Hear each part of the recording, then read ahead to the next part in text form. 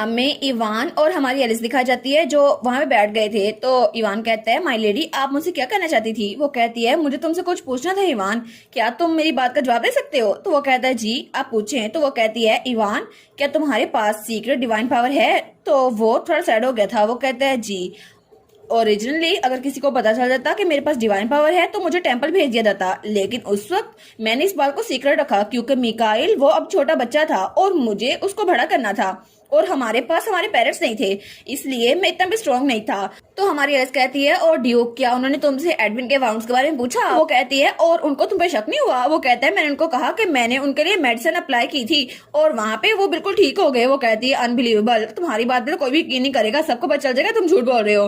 तो तब वो कहता है, लेकिन ड्यूक ने मेरी बात पे यकीन कर लिया, अभी के लिए उन्होंने मेरी बात को छोड़ दिया। तो वो कहती है, ड्यूक इस्तबान ने? वो कहता है, हाँ बिल्कुल उन्होंने। तो वो कहती है, लेकिन ड्यूक इस्तबान उन्होंने कहा था कि वो एम्पियर रैली किसी ऐसे को देंगे जिसके पास डिवाइन पावर होगी। तो वो कहता है, क्या डिवाइन पावर? तो वो कहती है, हाँ बिल्कुल, और ड्यूक को पहले ही तुम पे शक हो चुका है और इसके अलावा टेम्पल की मदद से ये मुश्किल नहीं होगा कि उनको पता चल जाए तुम्हारे पास डिवाइन पावर है, और अगर पता चल गया तो फिर वो तुम्हें अपनी जागीर समझ लेंगे और इस तरह तुम्हें वार में भेज दिया जाएगा और तुम थोड़े दिनों के लिए यहाँ चले क्यों नहीं जाते? और वो सोचती है, मेरे पास एक रीजन है कि इवान को एक्सक्यूज के जरिए यहाँ से भेज दूं, लेकिन कुछ दिनों में ड्यूक कैपिटल में एक मीटिंग अटेंड करने वाले हैं और तब सबको पता चल जाएगा कि वार होने वाली है और तब इवान को बैटलफील्ड में भेज दिया जाएगा। लेकिन अगर ऐसा हुआ तो मैं इवान को वहां से ले लूंगी, फिर तो कोई मसला नहीं होगा ना, और ओरिजिनल स्टोरी की तरह उसे मरना नहीं पड़ेगा। तो वो कहती है, प्लीज मुझ पर ट्रस्ट करो इवान, ये सब कुछ मैं तुम्हारे लिए और मिकाइल के लिए कर रही हूँ। तो इवान बिल्कुल खामोश था। वो सोचता है, ये 7 साल की बच्ची के अल्फाज है, लेकिन मैं इसकी बात को इग्नोर नहीं कर सकता क्योंकि एलिस आजकल को ज्यादा अजीब बात कर रही है और उसके एक्शन तो मुझे सरप्राइज कर रहे हैं और वो तो बिल्कुल भी एक बच्ची की तरह बिहेव नहीं करती। लेकिन तभी उन्हें कमरे से चिल्लाने की आवाज आती है। तो वो कहता है, दफा हो जाओ यहाँ से। तो एलिस और इवान कहते हैं, क्या ये किसकी आवाज थी? तो वो लोग कमरे में जाते हैं। तो हमारी एलिस कहती है, एडविन मिकाइल क्या हुआ है? तो तब मिकाइल तो एडविन को मारी जा रहा था। वो कहता है, तुम्हारी हिम्मत कैसे हुई? तुमने वो ताज गिरा दिया, तुम्हारी हिम्मत कैसे हुई इसे तोड़ने की? तो तब वो तो उसे मारी जा रहा था। तो इवान जल्दी से आगे बढ़ता है। वो कहता है, बस कर दो एल, और उसे छुड़वाता है। वो कहता है, तुम तो बहुत ज्यादा बदतमीज हो, बहुत ही ज्यादा बदतमीज, तुम तो बहुत ज्यादा बुरे हो। तो हमारी एलिस एडविन को उठाती है। वो कहती है, मुझे देखने दो एडविन। वो कहती है, ठीक है, बस थोड़ी स्क्रैच आया है, तुम ठीक तो हो ना? और जब वो लोग वहां पे देखते हैं तो वो ताज और कुकीज नीचे गिरी हुई थी। तो तब वो लोग बिल्कुल खामोश हो गए थे। तो तभी इवान कहता है, एल अभी प्रिंस एडविन से अपोलोजाइज करो। वो कहता है, बिल्कुल नहीं, मैं ऐसा कुछ नहीं करने वाला, उसने ये सब कुछ किया था। तो इवान कहता है, मिकाइल एल्गर तुम मेरी बात नहीं सुन रहे ना? मुझे कभी नहीं लगा था कि मैं इतने बदतमीज बच्चे को भड़ा कर रहा हूँ। तो तब वो तो रोने लग गया था। वो कहता है, लेकिन गलती उसकी थी ना, उसने मेरा फूलों का ताज खराब कर दिया और उसने हार्श वर्ड्स भी कहे और मैं तो एलिस को देने वाला था ना। तो एलिस कहती है, एडविन क्या तुमने मिकाइल का फूलों का ताज खराब किया है? तो वो कुछ नहीं बोलता। तो वो कहती है, आखिर तुमने ये किया क्यों? तो तभी वो कुछ नहीं बोलता। तो वो कहती है, ठीक है, और तब वो मिकाइल के पास आती है। वो कहती है, एल क्या तुम सैड हो? वो कहता है, एलिस। तो एलिस कहती है, ऑफ कोर्स तुम सैड होगे ना, क्योंकि एडविन एक छोटी सी जगह पे रहता था और छोटी उम्र से ही उसको वहां पे रहना पड़ता था। तो मिकाइल कहता है, सच में? लेकिन मुझे नहीं पता था वो इतनी ज्यादा मुश्किलों में रहा है। तो तब उसका हाथ पकड़ती कहती है, फिर भी दोस्त बनाना इतना ज्यादा मुश्किल नहीं है, तो क्या तुम एडविन के साथ दोस्ती कर सकते हो? और वैसे भी तुम तो अच्छे बच्चे हो ना। तो वो कहता है, लेकिन उसने मेरे फूलों का ताज खराब कर दिया ना, मैं तो तुम्हें देने वाला था। वो कहती है, अच्छा मुझे देने वाले थे? तो तब उन कुकीज के पास आती है और वहां पे फूलों का ताज गिरा हुआ था। तो मिकाइल कहता है, एलिस तुम क्या कर रही हो? तो वो उन फूलों को उठाती है और कहती है, ये तो मुझे देने वाले थे ना। तो मुझे लगता है ये अभी भी अच्छी शेप में है और मैं इनसे परफ्यूम बैग बनाऊंगी और इनको अपने पास रखूंगी अपने कमरे में। ठीक है, ये तो बहुत अच्छा गिफ्ट होगा, है ना? तो मिकाइल वो बिल्कुल खामोश हो गया था। वो कहता है, हाँ हाँ ये तो अच्छा गिफ्ट होगा। तो तब हमारी एलिस कहती है, ठीक है, तो चलो मसला हल हुआ। तो तब वो कहती है, मिकाइल तुम तो बड़े अच्छे बच्चे हो। वो कहता है, मुझे बच्चों की तरह ट्रीट करना बंद करो, मैं बच्चा नहीं हूँ। लेकिन तभी एडविन वो उन दोनों को मुस्कुराता हुआ देख रहा था और उसे बहुत ज्यादा जेलसी हो रही थी। वो सोचता है, एलिस उसकी तरफ देख के स्माइल क्यों कर रही है? वो एक ऐसा इंसान है जिसे एलिस बहुत ज्यादा पसंद करती है, लेकिन उसकी हिम्मत कैसे हुई कि एलिस के साथ मुस्कुरा सके? और मैं तो हमेशा एलिस की साइड पे रहना चाहता था, लेकिन एलिस के पास बहुत सारे लोग हैं जो उसको पसंद करते हैं और एलिस मेरी तरफ देख ही नहीं रही। तो तभी एलिस के पास आती है, एडविन प्लीज यहाँ पर आओ ना। तो तब वो उसकी तरफ हटता है और तब उसका हाथ पकड़ लेती है। वो कहती है, वो फूलों का ताज मिकाइल ने खुद बनाया था, तुम्हें याद है ना जब तुमने कहा था कि तुम दूसरों की चीजों को टच नहीं करोगे? क्या तुम मेरी बात मान सकते हो? तो तब वो बिल्कुल बिल्ली बन गया था। तो वो कहते हैं, ठीक है, अब दोनों एक दूसरे से माफी मांग लो, ठीक है, मसला हल हो जाएगा। लेकिन दोनों एक दूसरे की तरफ घूर के देखते हैं और दोनों अनकंफर्टेबल थे। तो तभी दोनों एक कैट और डॉग बने हुए थे और एक दूसरे की तरफ घूरी जा रहे थे। हमारी हीरोइन सोचती है दोस्ती करनी थी, लड़ाई नहीं। तो मिकल कहता है दफा हो जाओ यहाँ से, तुमसे मैंने दोस्ती नहीं करनी। तो वो भी बिल्कुल बिल्ली बना हुआ था, वो कहता है कौन कर रहा है। तो इवान कहता है एल ये क्या बोल रहे हो, और वो तो उनके दरमियान आ गया था। वो कहता है बस करो, ये बहुत ज्यादा डेंजरस है। और हमारी हीरोइन सोचती है आखिर ये लोग कर क्या रहे हैं और एडविन इस तरह क्यों कर रहा है। लेकिन तभी वो सोचती है अरे हाँ, मुझे लगता है मेरे दिमाग में अच्छा आइडिया है। अब मुझे लगता है कि वो जनरल चेंज हो गया है। अब जबकि ओरिजिनल स्टोरी सेल्वेशन पे थी और एडविन मिकाइल की डिवाइन पावर की वजह से जागा था, वो जा चुकी है। अब उसकी जगह एक नया कीवर्ड जनरेट हो गया है और अब ये स्टोरी चाइल्डहुड क्रश के बारे में होगी ना, चाइल्डहुड फ्रेंड्स से लवर्स के बारे में। वो कहती है ओ माय गॉड, मुझे तो ये भी स्टोरी बड़ी पसंद आएगी, है ना। देखो ना अभी लड़ रहे हैं लेकिन बाद में ये अच्छे दोस्त बन जाएंगे और फिर स्टोरी तो बड़ी अच्छी चलेगी ना। लेकिन एलिस तुम्हें क्या पता, वो दोनों तो तुम्हारे पीछे लड़ रहे हैं। और तब थोड़ी देर बाद हमें रात का सीन दिखा रहता है और एलिस अपने बेड पे लेटी हुई थी। वो सोचती है आज मैंने उसको बता तो दिया कि यहाँ से निकल जाए और मैंने उसे कहा मुझ पर ट्रस्ट करे, लेकिन क्या इवान मेरी बात पे यकीन करेगा। और मुझे ये पता करना होगा कि वो यहाँ चला जाए। लेकिन अगर वो चला गया तो एडविन और मिकाइल के दरमियान और ज्यादा नाराजगी बढ़ जाएगी और उनकी स्टोरी वो तो चाइल्डहुड फ्रेंड्स के बारे में इतनी ज्यादा बुरी नहीं है, लेकिन फिर भी अगर वो दोबारा मिले तो दोबारा से लड़ते रहेंगे। और तब सवाल करती है, वो कहती है कि जरा क्यूट होंगे ना ये। लेकिन तभी एलिस की आंख खुलती है, वो कहती है क्या ये आवाज कैसी थी, और वो उठ के बैठती है। वो कहती है ये आवाज कहाँ से आ रही थी, और दरवाजे पे कोई मुसलसल दस्तक दिया जा रहा था। तो वो कहती है कि यार रात के इस वक्त यहाँ पर कौन हो सकता है। तो वो दरवाजे के पास आती है और तब वो सुनने लगती है, लेकिन वहां पर किसी की आवाज नहीं थी। तो वो हॉलवे में आती है और वहां पे कोई भी नहीं था। वो कहती है क्या आखिर ये कौन कर रहा था। और तब थोड़े दिनों बाद का सीन दिखा रहता है जब हमारी एलिस तो बहुत ज्यादा सताई हुई थी। वो कहती है पता नहीं कितने दिन गुजर गए, मैं तो मरने वाली हूँ। पहले दिन तो मुझे लगा था कोई भूत आ गया, लेकिन कुछ दिनों बाद मुझे पता चला कि वहां पे कोई इंसान ही था और मुझे उसके फुटस्टेप नजर आए थे। लेकिन फिर भी ये तो हरासमेंट है ना, आखिर एक छोटी बच्ची के दरवाजे पे कौन नॉक करता है, वो भी आधी रात को। तो तब वो सोचती है मे बी ये कोई ऐसा इंसान हो जो मुझसे और मेरी मॉम करीना से नफरत करता हो और वो दूसरों के सामने गुस्सा नहीं उतार सकता, इसलिए आधी रात को मुझे तंग करता रहता है। लेकिन वो सोचती है कुछ ज्यादा बचकाना नहीं है, एक 7 साल की बच्चे के साथ ऐसे पंगे कौन लेता है। और तब वो सीढ़ियां उतरने लगती है। वो सोचती है शायद मुझे नींद बहुत ज्यादा आ रही है ना, इसलिए वो चक्कर आ रहे हैं। तो तभी वहां से नीचे गिरने लगती है, लेकिन वो कहती है क्या मैं यहाँ से गिर के मर जाऊंगी। और तभी उसको एडविन नजर आता है। वो कहता है एलिस, और वो उसका बाजू पकड़ लेता है और उसे गिरने से बचा लेता है। लेकिन उसकी सारी बुक्स वो सीढ़ियों से नीचे गिर चुकी थी। तो तब हमारी एलिस वो एडविन के पास थी, वरना वो नीचे गिर चुकी होती। तो तब वो कहता है एलिस क्या तुम ठीक हो। वो कहती है एडविन, वो कहती है हाँ थैंक यू, लेकिन मैं सही सो नहीं पा रही ना, इसलिए वो सोचती है अभी मैं मरने वाली थी। तो वो कहती है कोई बात नहीं, मैं अपने कमरे में वापस आ रही हूँ। तो तब एडविन उसका हाथ पकड़ लेता है। वो कहता है तुम अकेली जा रही हो, मैं भी तुम्हारे साथ जाऊंगा। तो तब वो दोनों इकट्ठे कमरे की तरफ जा रहे थे। तो तब एडविन कहता है एलिस तुम सोई नहीं थी कल। तो वो कहती है हाँ मैं कल सोई थी, लेकिन एक डरावना ख्वाब आया था मुझे। वो कहता है क्या डरावना ख्वाब। वो कहती है हाँ एक ऐसा ख्वाब जिसमें कोई मुझसे नफरत करता है। तो वो कहता है क्या। तो हमारी एलिस कहती है एडविन क्या हुआ। तो वो कहता है लेकिन कोई इंसान एलिस से नफरत क्यों करेगा। और उसको तो ये बात समझ ही नहीं आ रही थी कि वो एलिस को पसंद करता है तो कोई और उससे नफरत क्यों करेगा। तो वो कहती है क्या। तो वो कहता है कोई इंसान तुमसे नफरत कैसे कर सकता है, और उसको तो ये बात पल्ले पड़ ही नहीं रही थी। तो एलिस कहती है अब इसको कैसे समझाऊं। तो तब वो अपने कमरे पहुंच चुकी थी। तो तब वो दरवाजे का हैंडल खोलती है। वो कहती है एडविन क्या तुम्हारी कोई क्लास नहीं है। तो वो कहता है नहीं। तो हमारी एलिस कहती है क्या तुम मेरे कमरे में आके बुक पढ़ना चाहोगे। वो कहता है ओके। तो वो कहती है थैंक यू। तो वो कहती है जल्दी करो, वहां दरवाजे में खड़े न रहो, अंदर आ जाओ। तो तब वो वहां पे देखते हैं और वो कहता है एलिस, लेकिन एलिस सोफे पे जाके सो भी चुकी थी। तो वो उसको देखते हैं और एलिस बड़े आराम से सो रही थी, जैसे उसको कोई फिक्र ही ना हो। तो तब उसके ऊपर चादर देता है और तब वो वहां सोफे के नीचे बैठ के उसी को देखी जा रहा था बड़े प्यार से। और वो छोटू सा मेरे लिए तो ब्लश भी कर रहा था और तभी उसकी तरफ हाथ बढ़ाता है, लेकिन तभी उसको भी दोबारा से कोई आवाज सुनाई देती है। वो कहता है किया, और बाहर एक सर्वेंट था जिसको हमारा एडमिन देख लेता है। तो तब उसकी तरफ देखते हैं और बहुत सारा गुस्से से उसकी तरफ घूरता है। लेकिन थोड़ी देर बाद हमारी हीरोइन उसकी आंख खुलती है और वो अंगड़ाई लेती है। वो कहती है कितने अरसे बाद मैं आराम सोई हूँ ना। लेकिन तभी वो कहती है हैं ये क्या हुआ, और एडविन जमीन पे लेटा हुआ था और वहीं पे सो गया था। तो वो कहती है एडविन। तभी एडविन की आंख खुलती है। वो कहती है एडविन तुम यहाँ पे सो रहे थे। वो कहता है हाँ अभी कोई आ रहा है। तो वो कहती है क्या कोई आ रहा है, लेकिन वहां पे कोई भी नहीं था। वो कहती है नहीं कोई नहीं आ रहा। लेकिन तभी अचानक से वहां पे बटलर आता है। वो कहता है हेलो माय लेडी। तो वो कहती है वाह ये तो सच है, तुम्हें इतनी दूर सुनाई दे देता है। तो तब वेल्डर कहता है ड्यूक ने आप दोनों को डिनर पे इनवाइट किया है। वो कहती है क्या हम दोनों को। तो तभी वो दोनों इकट्ठे वहां पे जा रहे थे डाइनिंग हॉल में। तो सारी मेट्स हमारी एलिस को देखती हैं और एडविन को। तो तब हर कोई एडविन को देखकर डर रहा था, लेकिन तभी वो लोग वहां डाइनिंग हॉल में पहुंच चुके थे और ड्यूक इस दौरान उनके सामने था।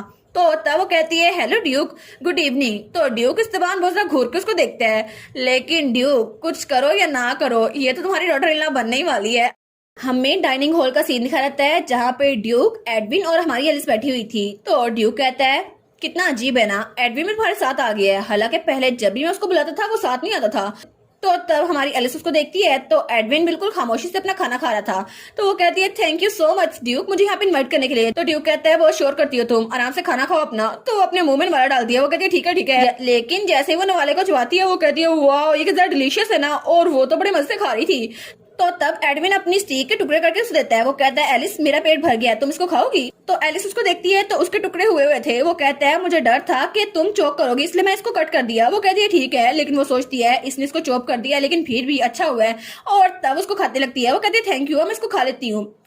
लेकिन तभी उसे ड्यूक की आवाज आती है तुम एल्गर डॉक्टर के साथ बहुत ज्यादा क्लोज हो रही हो ना, उसने मुझे बताया कि तुमने उस टावर का लॉक चेंज कर दिया था और तुम्हारी वजह से मैं यहाँ पर वापस आया हूँ। तो एलिस कहती है इवान तो बहुत ज्यादा अच्छा डॉक्टर है। तो ड्यूक कहता है मुझे याद है तुमने पहले कहा था तुम मुझसे नफरत करती हो है ना। तो वो कहती है क्या मैंने कहा था? तो ड्यूक कहते हैं हाँ बिल्कुल, तुमने कहा था कि मेन डॉक्टर को चेंज किया जाए। तो हमारे लिए सोचती है मैंने, लेकिन वो सोचती है अरे हाँ मुझे याद आया, ये तो एलिस की पुरानी मेमोरीज है ना, जब असली एलिस यहाँ पर उसको बहुत ज्यादा मार रही थी। वो कहती है दफा हो जाओ यहाँ पे, तुम डॉक्टर कहलाने के काबिल नहीं हो, तुम्हें यहाँ से चले जाना चाहिए। और वो उसे कहती है मैं तुमसे नफरत करती हूँ, दफा हो जाओ यहाँ से। और तब मेड्स उसको संभालती हैं, लेकिन वो सोचती है ओ नो असल एलिस के काम मुझे क्यों संभालने पड़ रहे हैं। लेकिन तो वो कहती है जी कल का दुश्मन आज का दोस्त होता है ना। तो एडविन कहता है मैंने पहली बार ये सुना है। और वो दिल में सोचती है सॉरी सर इवान मैं बाद में माफी मांग लूंगी। तो ड्यूक अपना मुंह साफ करता कहता है एनीवेज अगर आज तुम खाना खाने के लिए आई गई हो तो मुझे तुमसे कहना है अभी या बाद में तुम्हें एक विटनेस के तौर पर ट्रायल देना होगा। वो कहती है ट्रायल? तो वो कहता है हाँ बिल्कुल, तुम्हारी माँ करीना गैनेट के खिलाफ ट्रायल। तो वो कहती है क्या मेरी मॉम के खिलाफ? और वो सोचती है मुझे लगा था ये फैमिली मैटर होगा तो ये आराम सुलझाया जाएगा, लेकिन वो उसको कोर्ट तक लेके जा रहे हैं। सच में वो उसको मारने नहीं वाले, लेकिन ये तो बहुत अजीब है। मैं अभी बहुत ज्यादा सैड हूँ, शायद इसलिए क्योंकि वो असल में एलिस की मॉम थी और शायद एलिस की इमोशन अभी तक मेरी बॉडी में है, इसलिए मुझे इतना बुरा फील हो रहा है। तो तब एडविन कहता है एलिस तुम ठीक तो हो ना? तो तब ड्यूक कहता है बच्चों को समझना बहुत ज्यादा मुश्किल होता है, लेकिन फिर भी तुम जानती हो ना तुम्हारी माँ ने तुम्हें मारने की कोशिश की थी, तो तुम इतनी सैड क्यों हो? वो सोचती है आखिर ये बात कहाँ से आ गई। और वो सोचती है मैं जानती हूँ ये करीना के सर्वेंट को इंटेरोगेट कर रही थी और उनको पता चला कि वो मुझे मारने वाली थी, लेकिन तो शायद उनको लगा होगा वो चाय उसके मेड ने भेजी थी, लेकिन उनको ये पता नहीं होना चाहिए कि वो लेटर और वो चाय के लीव्स मैंने भेजे थे। वो कहती है क्योंकि मैंने कुछ गलत किया था, मैंने मॉम की वेडिंग रिंग छुपा दी थी क्योंकि मुझे टेंशन चाहिए थी। तो वो कहता है क्या वेडिंग रिंग? वो कहती है जी मुझे वो बहुत पसंद थी इसलिए मैंने उनको कहा मुझे दे दे, लेकिन उन्होंने दे ही दी। तो वो सोचती है असल में एलिस वो तो स्विंग के साथ ऑब्सेस थी। तो तभी एडविन कहता है ड्यूक उस पॉइजन की स्टोरी मुझे इस बारे में सुनना है। तो ड्यूक कहता है ठीक है अगर तुम मुझे डैड कहोगे तो मैं तुम्हें बता दूंगा। तो एडविन बिल्कुल खामोश था, वो कुछ बोलता ही नहीं है। तो हमारी गर्ल सोचती है मुझे जल्दी से खाना खाना चाहिए, ये तो बहुत ज्यादा लड़ने वाले हैं। लेकिन तभी वो तो आराम से खाना खाना शुरू हो गए थे और ड्यूक अपनी वाइन पी रहा था। तो तब एडविन ने खाना खत्म कर लिया था और वो हमारी एलिस को देखी जा रहा था और हमारी एलिस अभी तक खाई जा रही थी। और तब ड्यूक ने अपनी वाइन भी खत्म कर ली थी और दोनों ही एलिस को देखी जा रहे थे और एलिस अभी तक खाई जा रही थी। और थोड़ी देर बाद एलिस का खाना खत्म हो गया था। वो कहती है खाना तो बड़ा मजेदार था, थैंक यू ड्यूक। और तब वो जाने लगती है, वो कहती है मैं पहले जाती हूँ। तो तब ड्यूक कहता है एलिस गार्नेट अगली बार तुम्हें ट्रायल को अटेंड करना ही होगा, तो दोबारा से यहाँ से भागने के बारे में सोचना ना। तो वो कहती है नहीं मैं भागने नहीं वाली। और वो सोचती है मुझे भागना भी नहीं चाहिए क्योंकि अब मेरी जान तो नहीं जाएगी ना। और तब वो तो बड़ी परेशान हो गई थी। वो कहती है मैं भागूंगी नहीं, मैं जरूर इसमें पार्टिसिपेट करूंगी। और तब वो दोनों हालवे से गुजर रहे थे और हमारी हीरोइन तो बहुत ज्यादा थकी हुई थी। वो सोचती है मैं तो बहुत ज्यादा स्ट्रेस आउट हो गई हूँ, पता नहीं यहाँ पर हो क्या रहा है। लेकिन ड्यूक तो मुझे बिल्कुल घूरी जा रहा था और वो तो एक स्नेक लग रहा था और मैं एक छोटी सी चूहिया, लेकिन आखिर यहाँ पर हो क्या रहा है। तभी वहां पर बटलर आता है। वो कहता है माय लेडी। वो कहती है गैलन क्या हुआ? तो बटलर कहता है सॉरी लेकिन मेरी एक रिक्वेस्ट है, क्या आप मेरी बात मान सकती हैं? वो कहती है हाँ मुझे बताओ। वो कहता है क्या आप प्रिंस के बाल काटने में मेरी हेल्प कर सकती हैं? वो कहती है एडविन के बाल? वो कहता है जी इनके बाल बहुत ज्यादा लंबे हो गए हैं तो हमें इसे काटना होगा, लेकिन वो हमें इजाजत नहीं देते इनके बालों को हाथ लगाने की, और अगर आप हेल्प करें थोड़ा डिफरेंट होगा।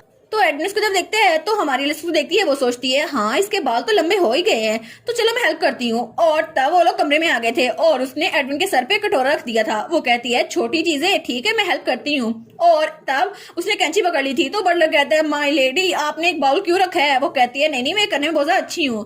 तो बटलर कहता है लेकिन प्लीज माय लेडी आप ऐसा नहीं कर सकती। तो वो कहती है फिक्र ना करो, जब मैं छोटी थी ना तो मैं अपने दोस्तों के बाल ऐसे काटा करती थी। तो बटलर कहता है लेकिन आपके तो कोई दोस्त ही नहीं थे ना। तो तब हमारी एलिस बाल काटना शुरू करती है और वो तो बहुत ज्यादा पुरमी थी। वो कहती है देखना बड़े अच्छे बाल कटेंगे, लेकिन जैसे ही वो बाल उठाती है वो कहती है मुझे चेक करने दो, लेकिन उसको देखकर उसका मुंह तो खुला का खुला रह गया था और उसके साथ ही वो बटलर जमीन पे गिर गया था। तो एलिस कहती है एडविन, और तब एडविन तो बहुत ज्यादा फनी लग रहा था उस हेयर कट में, क्योंकि ये हेयर कट तो बहुत ही ज्यादा फनी था। तो बटलर कहता है माय लेडी आपने ये क्या किया, और बचपन में किस किस ने ये कटोरा कट करवाया हुआ है कमेंट में बताइएगा, क्योंकि हमारा एडविन वो तो बेचारा हमारी एलिस के हाथों फंस गया। और तब सीन चेंज होता है और हमें अगले दिन का सीन दिखा रहता है। हमारी एलिस बहुत ज्यादा खुश थी। वो कहती है आज तो मौसम बहुत ज्यादा अच्छा है ना। तो वहां पे आना थी उसकी मेड। वो कहती है माय लेडी, तो वो कहती है आना। तो आना कहती है आप तो अच्छे मूड में लग रही हैं, क्या कुछ अच्छा हुआ है। वो सोचती है अच्छा हुआ वो आदमी कल से आया ही नहीं है, अब तो मैं आराम से सो सकती हूँ ना, अब मुझे रात को जगना नहीं पड़ा। वो कहती है कल रात तो मैं आराम से सोई। तो दबाना कहती है लगता है आपकी उम्र के लिए सोना सबसे ज्यादा इंपॉर्टेंट है। तो तब वो कहती है क्या वॉक पे जा रही हैं। तो हमारी कहती है नहीं मैं एडविन से मिलने जा रही हूँ, हम लोग बाहर जाकर खेलेंगे। तो आना थोड़ी घबरा गई थी। वो कहती है माय लेडी क्या आपको यंग लॉर्ड से डर नहीं लगता। वो कहती है क्या डर लगता है। तो वो कहती है जी बिल्कुल, यंग लॉर्ड तो बहुत ज्यादा खतरनाक है और हर कोई मेंशन में उनसे डरता रहता है, लेकिन सिर्फ आप ही हैं जिनके करीब जाती हैं, और वो तो बहुत ज्यादा खतरनाक है। वो तो जब घूरते हैं ना तो सबकी सांसें बंद हो जाती हैं, लेकिन आपके अलावा कोई भी उनके पास नहीं जा सकता। तो वो कहती है नहीं नहीं वो इतना भी खतरनाक नहीं है। तो उसकी मेट कहती है नहीं नहीं ये सच है, आपको नहीं पता। तो वाइन कहती है अच्छा, लेकिन तब वो लोग वहां जा रहे थे। वो सोचती है असल में अगर ऐसा होता तो एडविन की पर्सनैलिटी ऐसी होती, लेकिन अब तो उसका एक्टिव चाइल्डहुड है ना, उसके पास अच्छे दोस्त हैं और डॉक्टर भी उसके साथ है, और अब तो उसकी सेहत भी अच्छी है, और मुझे लगता है ब्रेन वॉशिंग भी हेल्प कर रही है, और अब तो वो एजुकेटेड भी हो रहा है, तो मुझे लगता है वो ऐसा नहीं करेगा। तो वो कहती है ठीक है मुझे फॉलो करो। वो कहती है ठीक है अब एडविन बिल्कुल भी ऐसा नहीं होने वाला, वो किसी को नहीं मारेगा है ना। तो उसकी मेट कहती है माय लेडी क्या मैं आपसे कुछ पूछ सकती हूँ। वो कहती है मैं आपसे पूछना चाहती थी कि आप यंग लॉर्ड को किस नजर से देखती हैं, आप उनको किस पोजीशन पे रखती हैं। तो वो कहती है किस पोजीशन पे। तो एलिस कहती है वो तो मेरा दोस्त है ना। तो उसकी मेट कहती है जी ठीक है, अगर आपको कहीं जाना हो तो मैं आपको तैयार कर दूंगी। वो कहती है थैंक यू। लेकिन उसके बाद हमारी एलिस अकेली थी। वो सोचती है किस पोजीशन में। तब उसे याद आता है जब एडमिन ने कहा था वो मेरी बहन नहीं है, लेकिन वो सोचती है उसका मतलब क्या हुआ। और मुझे पता है कि जब मैं छोटी थी तो मैंने बहुत ज्यादा गलतियां की थी, क्योंकि वो असल एलिस थी और मैंने उसकी तरह बहुत ज्यादा गुस्सा किया था, लेकिन फिर भी उसके दिल में कोई क्रैक रहा होगा, इसलिए मुझे अपनी बहन नहीं मानता। लेकिन अगर ऐसा ही हुआ तो मैं उसके दोस्त बन के रहना चाहती हूँ, फिर तो जरा अच्छा होगा ना। हालांकि हम लोग एक फैमिली नहीं है, लेकिन हम लोग एक फैमिली की तरह रह सकते हैं। तो तभी उसको झाड़ियों से किसी की आवाज आती है। वो कहती है क्या। तो तब वो पीछे मुड़ के देखती है तो वहां पे एडविन था। वो कहता है एलिस। तो वो कहती है एडविन तुम यहाँ पर, और उसने कैप पहनी हुई थी। तो तब उसको देखती है और वो उसको घुरी जा रही थी, उसकी तो हंसी नहीं रुक रही थी। तो वो कहती है तुम आखिर कहाँ से निकल आए हो, और तब उसकी कैप उतारती है। तो वो कहती है ये हेयर स्टाइल तो तुम्हें बहुत ज्यादा सूट कर रहा है। वो कहता है बस फुट स्टेप और सेंट देखकर मुझे पता चल गया तुम यहाँ पर हो, इसलिए मैं यहाँ पर आ गया। तो वो कहती है अच्छा ठीक है, लेकिन क्या तुम स्पोर्ट्समैनशिप की प्रैक्टिस नहीं कर रहे थे। वो कहते हैं हाँ मैं कर रहा था, लेकिन तभी वहाँ गार्डन में पीछे किसी की लाश पड़ी हुई थी। वो कहता है वो मेरी स्वॉर्ड बहुत ज्यादा गंदी हो गई तो मैंने उसको फेंक दिया, क्योंकि असल में एडविन ने उस सर्वेंट की जान ले ली थी जिसने एलिस को तंग करने की कोशिश की थी। तो एलिस को हाथ पकड़ लेती है। वो कहती है एडविन क्या तुम मेरे साथ बाहर जाना चाहोगे। वो कहता है हाँ।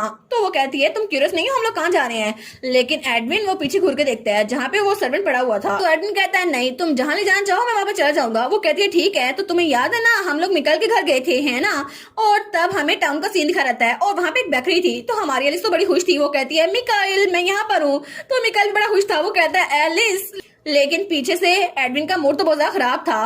तो तभी वो तीनों एक दूसरे को देखते हैं। तो हमारी एलिस कहती है तुम लोग तो अच्छे बच्चे ना, एक दूसरे हेलो कहो। तो वो कहता है हेलो, लेकिन मिकाइल अपना हाथ छुड़वाने लगता है। तो तब एडविन की कैप पीछे गिर जाती है। तो इवान कहता है ये बच्चा फिर से, और जब उसकी कैप गिरती है तो सारे के सारे एडविन का हेयर स्टाइल देखते हैं। और तब मिकाइल की तो हंसी कंट्रोल करना मुश्किल हो गई थी। वो कहता है इसका हेयर स्टाइल कितना फनी है ना, तुमने ये हेयर स्टाइल किससे बनवाया। और वो तो हंसी जा रहा था। वो कहता है ये किसने किया। तो तब हमारी सोचती है एल बस कर दो, लेकिन एडविन का तो मूड बड़ा खराब हो गया था। तो एलिस कहती है ऐसा ना करो सबका मूड अनहैप्पी हो जाएगा। तो एडमिन कहता है मूड अनहैप्पी वो क्या होता है एलिस। लेकिन 5 मिनट बाद तक इवान ने उसके सर पर बहुत ज्यादा मारा था और तब मिकाइल चुप होकर बैठ गया था और वो उसका मजाक नहीं उड़ा रहा था। तो तब वो कहता है एल मैं लेडी से बात करने वाला हूँ तो तुम यंग लॉर्ड के साथ रहना ठीक है। तो वो कहता है लेकिन मैं उससे बात क्या करूंगा। तो हमारी कहती है अगर तुम एडमिन के साथ आंखें मिला के रखोगे ना तो मैं तुम्हारे साथ बाद में खेलूंगी। वो कहता है मैं आखिर ऐसा क्यों करूंगा। तो हमारी कहती है क्या तुम एडविन से जीत नहीं सकते, ऐसा कैसे हो सकता है। तो वो कहता है नहीं मैं उससे जीत जाऊंगा। और दोनों एक दूसरे को घूरी जा रहे थे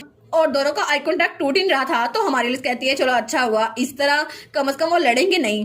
और तब वो लोग उनके साथ ही टेबल पे बैठ गए थे और दोनों बच्चे एक दूसरे को घूरी जा रहे थे। तो तब हमारी हीरोइन इवान को देखती है, वो कहती है आपने उस बारे में सोचा जो मैंने आपको पहले बताया था? तो इवान कहता है हाँ मैं उस बारे में सोच रहा था, लेकिन मैंने डिसाइड किया है कि मैं यहीं पर रहूंगा। तो वो कहती है लेकिन क्या मैं रीजन जान सकती हूँ? वो कहते हैं हाँ, क्योंकि बहुत सारे लोग हैं जो मेरे बारे में परेशान हैं। असल में मैं चाहता था कि कहीं और शिफ्ट हो जाऊं, लेकिन अगर मैं गया तो आपके लिए और लॉर्ड के लिए बहुत ज्यादा मसला हो जाएगा, और मैं आपको लेडी एलिस और लॉर्ड एडविन को यहाँ पे छोड़कर नहीं जा सकता। और तभी भी उनका कंपटीशन पीछे से जारी था आंखों से घूरने का। और तब इवान कहता है मैं अपने पोर पेशेंट के साथ बहुत ज्यादा ऑब्सेस हूँ कि उनको कौन ट्रीट करेगा, क्योंकि मेरे अलावा उनको कोई ट्रीट नहीं करने वाला। लेकिन तभी मिकाइल हार गया था, उसकी आंखों में चुभन हो रही थी। वो कहता है मैं तो बहुत ज्यादा गिल्टी फील हो रहा हूँ, लेकिन एडविन ने अभी तक अपनी आंखें नहीं झपकी थी। तो तब इवान कहता है मुझे जो पावर मिली है ना वो मुझे दूसरों को बचाने के लिए मिली है, इसलिए मैं इसको जाया नहीं करना चाहता, और मुझे लगता है ये गॉड ने अरेंजमेंट की है मेरे लिए। तो चाहे अगर डेंजर आए भी फिर भी मैं यकीन करता हूँ कि गॉड मुझे प्रोटेक्ट करेगा और हम सबको, है ना? और ऑफ कोर्स अगर कुछ ऐसा हुआ तो आप ही मुझे प्रोटेक्ट करेंगी, है ना? तो हमारी लिस्ट कहती है हाँ मैं समझ गई, अगर ऐसा हुआ तो मुझे नहीं पता मुझे क्या करना चाहिए, लेकिन मैं हमेशा तुम्हें प्रोटेक्ट करूंगी, और उसके बदले में मैं कहना चाहूंगी केयरफुल है ना, और ऑफ कोर्स केयरफुल है ना। वो कहता है जी जी मुझे ये बात पता है। तब सीन जो होता है और हमें कुछ दिनों बाद का सीन दिखा रहता है, और हमारी एलिस को उसकी मेट तैयार करी थी। वो कहती है काम हो गया माय लेडी, और हमारी हीरोइन ब्लैक ड्रेस में थी। वो कहती है ये पहली बार है कि मैं इस तरह का आउटफिट पहन रही हूँ, लेकिन वो सोचती है आखिरकार वो दिन आ गया जब मुझे ट्रायल के लिए जाना था। तो तब उसकी मेड उसको देखती है, वो कहती है माय लेडी, और तब उसको गले लगाती है। वो कहती है प्लीज आप केयरफुल रहिएगा, और जब आप वापस आएंगी ना मैं आपके लिए डिजर्ट बनाऊंगी जो आपको बहुत ज्यादा पसंद है। तो हमारी एलिस को देखती है, वो कहती है थैंक यू आना मुझे सपोर्ट करने के लिए। और तब वो लोग बाहर आ गए थे, और वहां पे इवान, एडविन और ड्यूक खड़ा हुआ था। तो हमारी एलिस वहां पर आती है, वो कहती है सॉरी लेट होने के लिए, लेकिन तब वो कहती है क्या इवान? तो इवान कहता है जी मैं भी जाऊंगा। वो कहती है लेकिन तुम यहाँ पर क्यों हो? और उसके पीछे ही मिकाइल छुपा हुआ था। तो मिकाइल कहता है मैं भी जाऊंगा ना साथ। तो हमारी लिस्ट कहती है क्या, लेकिन तुम क्यों जाओगे साथ, तुम्हारा क्या काम वहां पर? तो मिकाइल कहता है क्या हुआ, मैं नहीं जा सकता। तो तब ड्यूक कहता है इन दोनों को मैंने बुलाया है, ये लोग मेरे साथ जाने वाले हैं। तो हमारी लिस्ट कहती है क्या, लेकिन ट्रायल में मिकाइल का क्या काम? इवान तो जाएगा, लेकिन मिकाइल को क्यों लेके जा रहे हैं? आखिर यहाँ पर हो क्या रहा है? हमें वो जगह दिखा जाती है जहां पर करीना हमारी हीरोइन की मोम का ट्रायल होना था। तो सब लोग वहां पर देखते हैं, तीनों बच्चे तो बहुत ज्यादा शौक हो गए थे, और इवान के सामने तो बिल्कुल छोटे से लग रहे थे। तो तब एडमिन कहता है ये जगह ग्रैंड ड्यूक डेल्फियोस की 300 साल पहले थी, और ऐसा कहा जाता है कि जैसे उन्होंने बगावत की ये जगह एक कोर्ट बन गई। तो हमारी कहती है तुम्हें इतनी इन्फॉर्मेशन कैसे पता? वो कहता है ये बुक जो तुमने आते हुए खरीदी थी ना, मैंने उसमें पढ़ा था। वो कहती है इतनी जल्दी तुम्हें सब कुछ याद हो गया? तो तभी मैं कल कहता है अच्छा ठीक है, मैं तो भाग रहा था। और तब वो लोग कोर्ट के अंदर जा रहे थे। तो इवान कहता है मैं पहली बार कोर्ट में आऊं।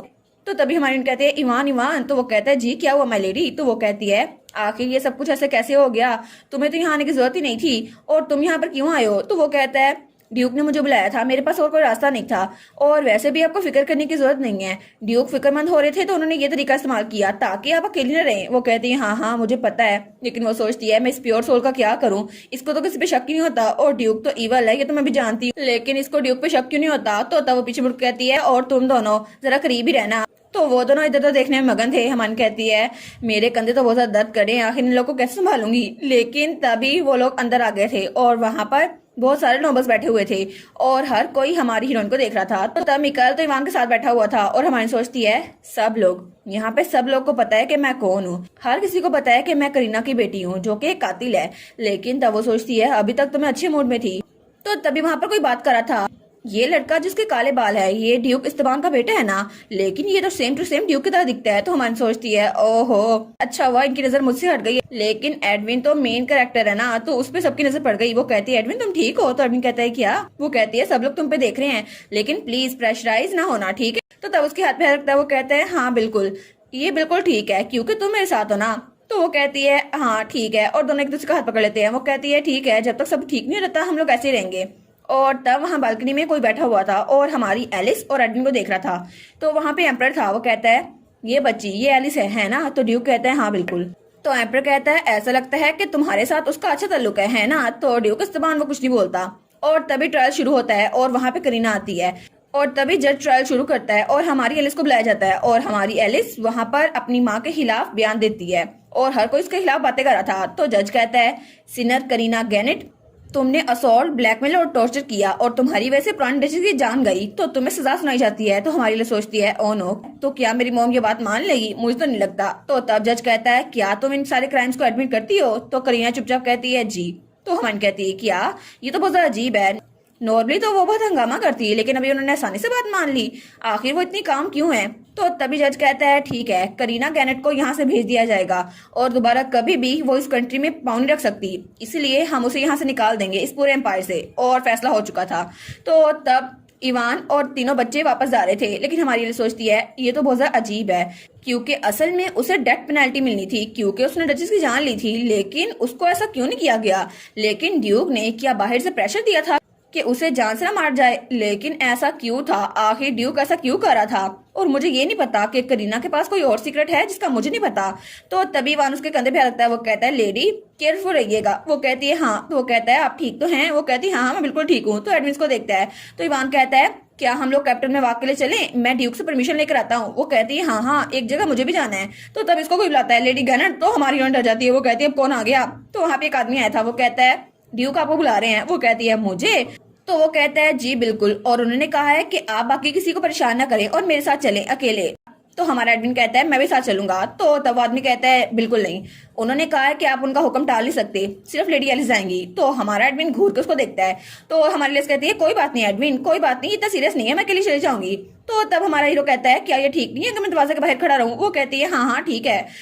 तो हमारी कहती है लेकिन क्या पता कि वो मुझसे मेरी मॉम के बारे में बात करना चाहते हो और तुम्हारी उनके खिलाफ बहुत ज्यादा बैड मेमोरीज है ना, तो मैं नहीं चाहती कि तुम्हें कोई परेशानी हो। तो बस थोड़ी देर में इंतजार करो, मैं भी वापस आ जाऊंगी, ठीक है। तो एडमिन हाँ में सर हिलाता है। वो कहती है थैंक यू एडमिन। और तब वो कहती है ठीक है चलते हैं। तो आदमी कहता है जी मुझे फॉलो करें। और तब वो एक कमरे के बाहर पहुंचा था। वो कहता है ड्यूक लेडी गैनेट आ चुकी हैं। तो तब ड्यूक की आवाज आती है अंदर आ जाओ। तो तभी दरवाजा खुलता है और हमारी एलिस वहां पर देखती है और तब वो चल के अंदर आ रही थी, लेकिन अंदर दो लोग बैठे हुए थे, एम्परर और ड्यूक। और तब वो एम्परर बहुत ज्यादा अजीब लग रहा था। तो हमारी हीरोइन उसको देखती है और तब वो सोचती है मुझे इसे ग्रीट करना चाहिए। वो कहती है क्या आप कल रात आराम से सोए एम्परर, और आपसे मिलकर बहुत ज्यादा खुशी हुई। और तब उसके सामने झुकी हुई थी क्योंकि ये ईस्ट का असूल था कि जब भी एम्परर से मिला जाए उसके सामने झुका जाए। लेकिन उसको देखकर वो दोनों हक्के बक्के रह जाते हैं। वो कहते हैं क्या ये ऐसा क्यों कर रही है। तो हमारे लिए सोचती है ओ नो, कहीं मैंने कुछ गलत तो नहीं कर दिया, क्योंकि नावल में तो मैंने यही पढ़ा था ना, लेकिन असल में एम्परर के सामने झुकना नहीं था। तब वो हमें बताती है मैंने जो ओरिजिनल नावल में पढ़ा था ये एम्परर है, और ओरिजिनल फ्रेमवर्क के हिसाब से ये तो बहुत ज्यादा स्ट्रॉन्ग विलन है और इसने बहुत ज्यादा तबाही मचाई थी। इसने मिकाइल को मारने की कोशिश की थी जब उसे पता चला कि मिकाइल के पास डिवाइन पावर है और वो किसी को भी हील कर सकता है। लेकिन बाद में जब एडविन उसको बचाने के लिए आया तो ड्यूक इस्तबान के साथ साथ वो भी वहां से भाग गया और तब वो बहुत ज्यादा डरा हुआ था क्योंकि एडविन उसे पकड़ लिया और फिर उसका ताज उससे छीन लिया गया। जब वो मर गया तो वो ताज बेकार पड़ा था, लेकिन उसके बाद एडविन वो थ्रोन हासिल कर चुका था और सारा मसला तब हल हुआ। लेकिन तब वो वहां सोफे पे बैठ चुकी थी। वो सोचती है एनीवेज एम्परर तो सबसे पावरफुल इंसान है ना इस पूरी दुनिया में, तो आखिर जब मैं इतनी ज्यादा कमजोर हूँ और उनके सामने झुकी थी तो उन्होंने मेरा मजाक क्यों उड़ाया था। ये लोग मेरी बात क्यों नहीं समझते, मैं तो बस यहाँ पे जज करने की कोशिश कर रही हूँ। तो तभी वो लोग बिल्कुल खामोश थे। तो तब हमारी सोचती है आखिर उन्होंने मुझे बुलाया क्यों। तो एम्परर वो कहता है अच्छा ये तो बिल्कुल सिमिलर है, लेकिन तुम कितने साल की हो। तो हमारी कहती है मैं 7 साल की हूँ। तो एम्परर वो कहता है ठीक है, मुझे लगता है कि अभी ये बहुत ज्यादा छोटी है तो मुझे अभी इसकी जरूरत नहीं है। और तब वो कहता है अभी बहुत ज्यादा लंबा अरसा पड़ा है। तो ड्यूक कहता है हाँ बिल्कुल बहुत ज्यादा लंबा अरसा। तो हमारी सोचती है क्या लंबा अरसा, लेकिन किसके लिए। तो तब वो कहता है तुम्हें पता है मैं क्या बात कर रहा हूँ। तो हमारी कहती है नहीं नहीं मुझे नहीं पता आप क्या बात कर रहे हैं, लेकिन मेरा दिमाग बहुत ज्यादा छोटा है ना तो मुझे पता नहीं चल सकता। तो वो कहता है अच्छा तो ये तरीका तुम्हें ड्यूक ने सिखाया है। तो ड्यूक कहता है नहीं पहली बार मैं भी यही सुन रहा हूँ। तो हमारी हिरन तो बड़ी एम्बेरस हो गई थी। तो तब एम्प्रेस स्माइल करता है। वो कहता है अच्छा तुम तो बड़ा ज्यादा इंटरेस्टिंग बच्ची हो। और फिर वो कहता है कितने और साल चाहिए होंगे। तो ड्यूक कहता है 10 साल और। तो वो कहता है ठीक है तब तक तुम इसे अपने पास ही रखो क्योंकि जब मुझे इसकी जरूरत पड़ेगी मैं इसको ले लूंगा। तो हमारी सोचती है कि यार ये मुझे क्यों लेगा, आखिर ये मेरे बारे में ऐसे बातें क्यों करे हैं, मैं अभी छोटी बच्ची हूँ और 10 साल बाद तो मैं 17 साल की होंगी, कहीं ये कुछ अजीब तो प्लान नहीं करे कि मुझे वहां पे महल में ले जाया जाए। लेकिन ये एम्परर तो बुढ़ा है, आखिर इसको मेरे से क्या मसला होगा। तो तब वो लोग आपस में बातें किए जा रहे थे और हमारी हीरोइन थोड़ा डरी हुई बैठी थी। तो तब एम्परर अपनी चाय पीता वो कहता है ठीक है जैसा मैंने कहा वैसे ही करो, इसके अलावा कोई रास्ता नहीं है। और ठीक है बच्ची तुमसे 10 सालों में मिलता हूँ। तो हमारी हीरोइन को तो पसीने आ रहे थे। वो कहती है क्या। और उसके बाद ड्यूक उसके साथी और हमारे लिए पास जा रहे थे। तो तब हमारी सोचती है पता नहीं ये क्या कर रहे थे। तो वो कहती है ड्यूक। तो ड्यूक कहता है आखिर तुम्हें कैसे पता था कि वो आदमी हिज मेजेस्टी है। तो तब उसके देखती है वो कहती है जी। तो तब वो कहता है तुम पहली बार उससे मिल रही थी लेकिन तुम्हें पता कैसे चला। तो वो कहती है क्योंकि मैंने एम्पीरियल फैमिली के बारे में पढ़ा था ना, और वैसे भी वो आप जरा हाई स्टेटस के थे तो मुझे लगा वो एम्परर ही होंगे, क्या वो नहीं थे। तो ड्यूक कहता है हाँ बिल्कुल, जितना मैंने सोचा था तुम तो जरा चालाक हो। तो वो कहती है आपने सोचा था? तो तब वो कहती है लेकिन ड्यूक। तो ड्यूक कहता है हाँ क्या हुआ? तो वो कहती है आपको पता है ना मैं अभी भी 7 साल की हूँ, है ना? तो ड्यूक कहता है तुम क्यों पूछ रही हो? तो वो कहती है ही नहीं, मैं तो बस कुछ सोच रही थी। और वो सोचती है मुझे डर है कि ये किसी अजीब वजह से मुझे एम्पर के पास ना दे दे। तो तब वो कहती है मैं तो बस ये कह रही थी। तो ड्यूक कहता है कुछ भी मत सोचो, अभी तुम बच्ची हो, वैसे भी 10 साल पड़े हैं, उसके बाद तुम सोच सकती हो। तो हॉर्न कहती है जी जी आप सही कह रहे हैं, लेकिन वो दिल में सोचती है ये कुछ अजीब प्लान ना कर रहा हो बस। तो ड्यूक कहता है मुझे नहीं पता कि तुम क्या इमेजिन कर रही हो, लेकिन अगर कोई जानवर उड़ने की कोशिश करेगा ना तो वो जमीन पे गिर जाएगा। तो हमन कहती है हैं जमीन पे गिर जाएगा? तो ड्यूक कहता है ठीक है इसको गाड़ी तक ले जाओ। तो उसका साथी कहता है जी माय लॉर्ड। तब हमारी उसको देखती है तो आदमी कहता है चले माय लेडी। तो हमारी ड्यूक को देखती है और ड्यूक वहां जा रहा था। तो हमारी सोचती है मुझे सही वजह तो पूछनी चाहिए, लेकिन ड्यूक तो मुझे कुछ बता ही नहीं रहा। और उसके बाद हमें एक बगी दिखा जाती है जो कि ड्यूक की बगी थी। तो ड्यूक वहां पर बैठा था और उसके हाथ में एक डॉक्यूमेंट था। वो कहता है लेट्स सी, वो तो बिल्कुल एक स्मॉल एनिमल की तरह है जो यहाँ से उड़ना चाहती है, लेकिन वो यहाँ से उड़ नहीं सकती, वो यहाँ से बच के जा नहीं सकती। और इसके अलावा क्या तुम्हें इस लड़की का पता चला जिसने वो ल्यूक भेजा था? वही लड़की जिसने वो चाय के लीव्स भेजे थे। तो उसका साथी कहता है नहीं सर, उस बारे में कोई भी साइन नहीं मिला, ऐसा लगता है वो किसी और कंट्री में चली गई है। तो वो कहता है टेम्पल में या किसी और जगह पर? वो कहता है जी मुझे लगता है ऐसा ही कुछ है। तो ड्यूक कहता है ठीक है अगले वार्डन के तौर पे कौन नॉमिनेट हो रहा है? तो वो कहता है वार्डन रफाइल, और वही बनेंगे प्रीस्ट। तो ड्यूक कहता है अच्छा वो ओल्ड मैन, मुझे लगता है कि वो मौत के बहुत ज्यादा करीब है, तो ऐसा लगता है कि वो गॉड के भी ज्यादा करीब होगा। तो वो कहता है जी मुझे भी ऐसा लगता है। तो ड्यूक कहता है लेकिन अगर इस टाइम पे उसे कोई एबिलिटी मिल जाए तो मुझे लगता है वो उस एबिलिटी को जाया नहीं करेगा, है ना? तो मेरे ख्याल से मुझे वो एबिलिटी उसी को देनी चाहिए। तो उसका साथी कहता है लेकिन सर क्या आप इवान एल्गर की बात कर रहे हैं कि उसके पास एबिलिटी है? वो कहता है हाँ अभी तक हमें कंफर्म नहीं है, लेकिन मुझे लगता है इवान के पास हीलिंग एबिलिटी है। तो उसका साथी कहता है इसका मतलब है कि आप इवान एल्गर को टेम्पल में भेज देंगे ताकि उस पर एक्सपेरिमेंट हो सके? तो ड्यूक कहता है मैं इसको एक्सपेरिमेंट तो नहीं कहूंगा, लेकिन हो सकता है, कुछ भी हो सकता है। तो उसका साथी कहता है जी मैं समझ गया। तो उसका साथी कहता है तो क्या हमें इवान एल्गर पे नजर रखनी चाहिए? तो ड्यूक कहता है नहीं, अगर तुम उस पर नजर रखोगे तो एडविन को पता चल जाएगा, और अगर एडविन को पता चल गया तो फिर हम मुश्किल में होंगे। तो उसका साथी कहता है जी लेकिन हमें अब क्या करना चाहिए? तो ड्यूक कहता है नहीं अभी वो कमजोर है। तो ड्यूक कहता है टाइम पे सारी बात छोड़ दो, क्योंकि अभी वो बच्ची बहुत ज्यादा छोटी है, तुम फिक्र ना करो, अभी वो बच्ची छोटी है और जैसे वो बड़ी होगी ना हम उसका इंतजाम कर लेंगे। और तब सीन चेंज होता है और हमें एक बहरी जहाज दिखा रहता है जहाँ पे करीना को ले जाया जा रहा था, और हमारी एलिस, एडमिन, मिकाइल और ईमान वहां पर थे, और उसकी माँ उसको मुड़ते हुए देखती है, लेकिन तब तक वो जा चुकी थी और हमारी एलिस वहीं पर खड़ी थी। तो ईवान उसके कंधे पे रखता है, वो कहता है माय लेडी। वो कहती है ईवान, वो कहता है आप ठीक तो है ना? तो वो कहती है हाँ मैं ठीक हूँ, और वैसे भी मुझे उनको बाय नहीं कहना क्योंकि मूड बहुत ज्यादा चेंज हो जाएगा, और वैसे भी मेरी मॉम मुझे पसंद करती नहीं थी। तो ईवान कहता है लेकिन माय लेडी आप तो बहुत ज्यादा छोटी बच्ची है ना? तो वो कहती है हाँ लेकिन फिर भी मुझे फर्क नहीं पड़ता। और वो सोचती है ड्यूक, एम्प्रर, करीना और इसके अलावा वो लड़की स्टेला, मुझे लगता है वो सब के सब कुछ ना कुछ कर रहे हैं जो कि सबसे छुपा हुआ है, लेकिन क्या है फिर भी। और तब एडमिन का हाथ पकड़ती है और मिकाइल का हाथ पकड़ती है। तो तब मिकाइल कहता है एलिस क्या कर रही हो? तो वो उनका हाथ पकड़ती है और वहां से लगती है। वो कहती है कोई भी इंसान मेन कैरेक्टर को हरा नहीं सकता, एडविन और ईमान मेरे साथ है ना? और तब उनके साथ खुशी से वहां से जा रही थी और पीछे ईमान खड़ा था। वो कहती है क्योंकि मेन कैरेक्टर तो मेरे साथ है ना, तो बस मुझे हेल्दी रहना है और सिक नहीं होना, फिर तो हम लोग अच्छे से बड़े होंगे ना। तो मिकाइल कहता है मुझे जाने दो। तो एलिस कहती है नहीं नहीं तुम नहीं जा सकते। तो एडविन कहता है हम लोग साथ रहते हैं ना एलिस, उसे जाने दो। वो कहती है नहीं नहीं हम तीनों ही साथ रहेंगे। और उसके बाद वो लोग वहां एम्पायर घूमने के लिए जा चुके थे। हमें कुछ महीनों बाद का सीन दिखा रहता है जब हमारी हीरोइन एलिस वहाँ घास पे लेटी हुई थी और तभी से कोई बुलाता है लेडी। तो वो अपनी आंख खोलती है, वो कहती है क्या ईवान, और वो उठ के बैठती है। वो कहती है तुम ठीक तो हो ना? वो कहता है आज तो मौसम बहुत ज्यादा ठंडा है, आप बाहर क्या कर रही हैं? वो कहती है नहीं नहीं मैं बिल्कुल ठीक हूँ। और मिकाइल के बारे में क्या, वो कहाँ पर है? वो कहता है वो तो बैकयार्ड में गया था। तो तभी इवान उसको अपना कोट पहनाता है। वो कहता है ये आपके लिए अच्छा होगा, आप अंदर चले जाएं। लेकिन उसको देखती है और उसको देखी जा रही थी। तो इवान कहता है माय लेडी क्या मेरे चेहरे पे कुछ लगा है? लेकिन वो तो बड़ा प्यारा लग रहा था। वो कहती है नहीं मैं जल्दी जल्दी बढ़ाना चाहती हूँ ताकि मेरी यहाँ से जान छूट जाए। वो कहता है माय लेडी आप फिर से ऐसी बातें कर रही है जिसकी मुझे समझ नहीं आ रही। लेकिन तब हमें हमारी जान बताती है बहुत सारे महीने गुजर गए और वहां पर वार शुरू भी हो गई, और वो वार दो माउंटेन्स के लिए लड़ी गई जो कि साउदर्न फ्रंट के दरमियान थे। लेकिन इस बार भी मेरा डॉक्टर इवान ही रहा और इवान वहां पर नहीं गया। लेकिन दूसरी तरफ एडविन वो तो स्ट्रॉन्ग बनने के लिए बहुत ज्यादा मेहनत कर रहा है और मुझे नहीं पता वो कितना टाइम ट्रेनिंग में गुजारता है, इसीलिए मैंने आज का दिन रखा ताकि मिकाइल, एडविन, इवान और मैं पिकनिक मना सके और तब वो और इवान वहां जा रहे थे। तो तब हमारी कहती है तुम्हें पता है वो कहाँ पर है? तो इवान कहता है मिकाइल ने कहा था वो यहीं पे रुकेगा, पता नहीं कहाँ चला गया। तो हमारी कहती है मे बी वो भटक गया हो क्योंकि वो कभी भी इस गार्डन में नहीं आया। तो तब वो कहती है मैं दूसरी साइड पे जाके ढूंढती हूँ, तुम इधर ढूंढो। वो कहता है जी माय लेडी। और तब हमारी सोचती है वैसे भी आज मेरा अच्छा मूड है और मौसम भी बहुत ज्यादा फ्रेश है। तो वो कहती है तुम्हें बाद में मिलती हूँ इवान। और उसके बाद सीन होता है और हमें हमारा मिकाइल दिखा रहता है जो कि जंगल में आ गया था। वो कहता है क्या ये मैं कहाँ पर आ गया? और उसकी आंखों में तो आंसू आ रहे थे। वो कहता है भाई कहाँ आ गया हूँ मैं तो एलिस से मिलने जा रहा था। लेकिन तभी वो चिल्लाता है, वो कहता है यहाँ हूँ मैं, क्या कोई भी नहीं है यहाँ पर?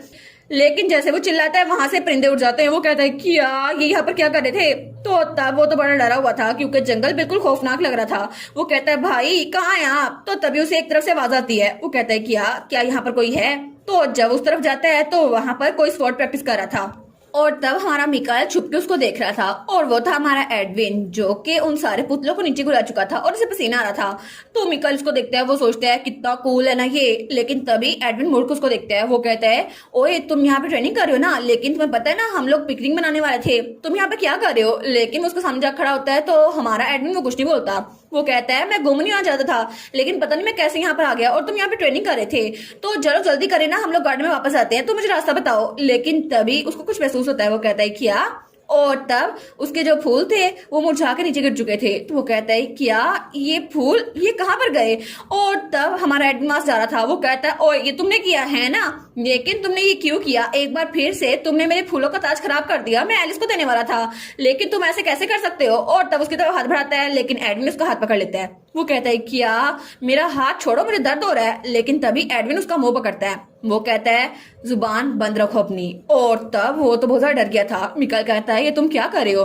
लेकिन तब एडविन की आंखें ब्लैक हो चुकी थी और उसमें उसकी रेड लेंस बहुत ज्यादा खतरनाक लग रहे थे। तो मिकाइल बहुत ज्यादा डर गया था। वो कहता है क्या? लेकिन तभी वो अपनी पावर इस्तेमाल करता है और दोनों एक दूसरे से दूर जा गिरते हैं। लेकिन तभी एडविन को हल्का हल्का होश आ रहा था। वो कहता है क्या ये आखिर ये ऐसा कैसे हो गया? और ये तो बहुत ज्यादा अजीब है फिर से। तो तब वो मिकाइल के पास आने लगता है। तो मिकाइल कहता है तुम्हें क्या हुआ? तुम्हारी आंखें काली हो गई थी तो तुम ऐसे एक्ट क्यों कर रहे हो? लेकिन वो मिकाइल के पास आता है और उसका चेहरा पकड़ लेता है। तो मिकाइल कहता है क्या कर रहे हो, छोड़ो मुझे। लेकिन हमारा एडविन उसका चेहरा छोड़ता नहीं है। तो मिकाइल कहता है क्या कर रहे हो, जाने दो मुझे। तो तब हमारा हीरो एडविन सोचता है ये तो बहुत ज्यादा अजीब है क्योंकि पिछले काफी अरसे से मैं जिस भी चीज को छूने की कोशिश कर रहा हूँ वो सारी की सारी राख हो जाती है, लेकिन क्यों?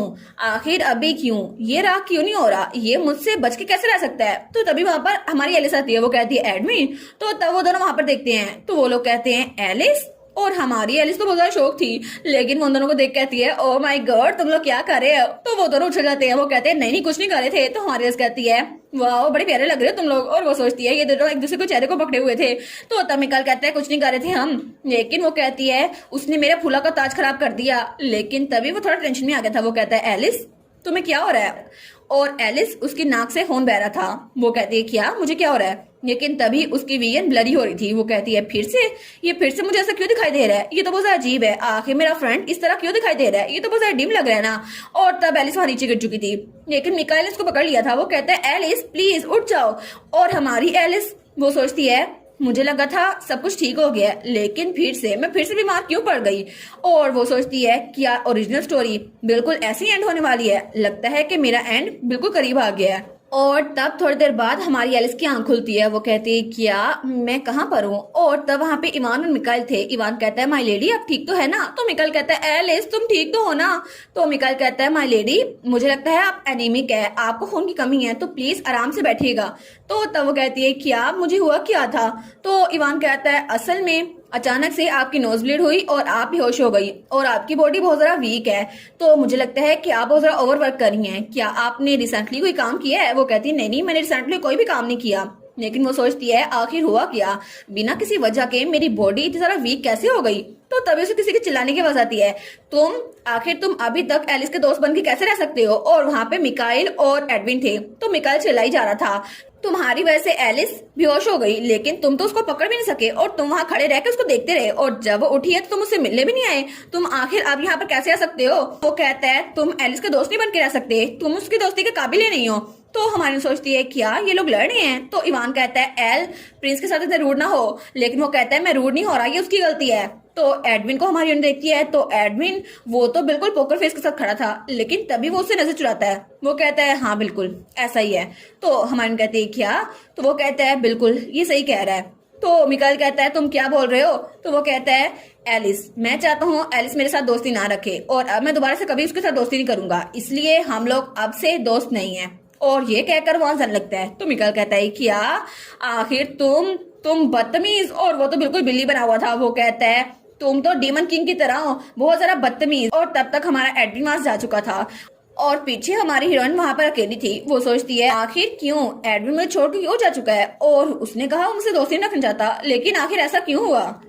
और तब सीन चेंज होता है और हमें थोड़ी देर बाद का सीन दिखा रहता है और हमारी कहती है कितना ब्यूटीफुल वेदर है ना, और सच में बहुत ज्यादा ब्यूटीफुल है, और वहां पे फूल खिले हुए थे, लेकिन वो तो खिड़की के साथ जुड़ के खड़ी हुई थी। वो कहती है लेकिन मुझे यहाँ पे क्यों रुकना पड़ रहा है अंदर।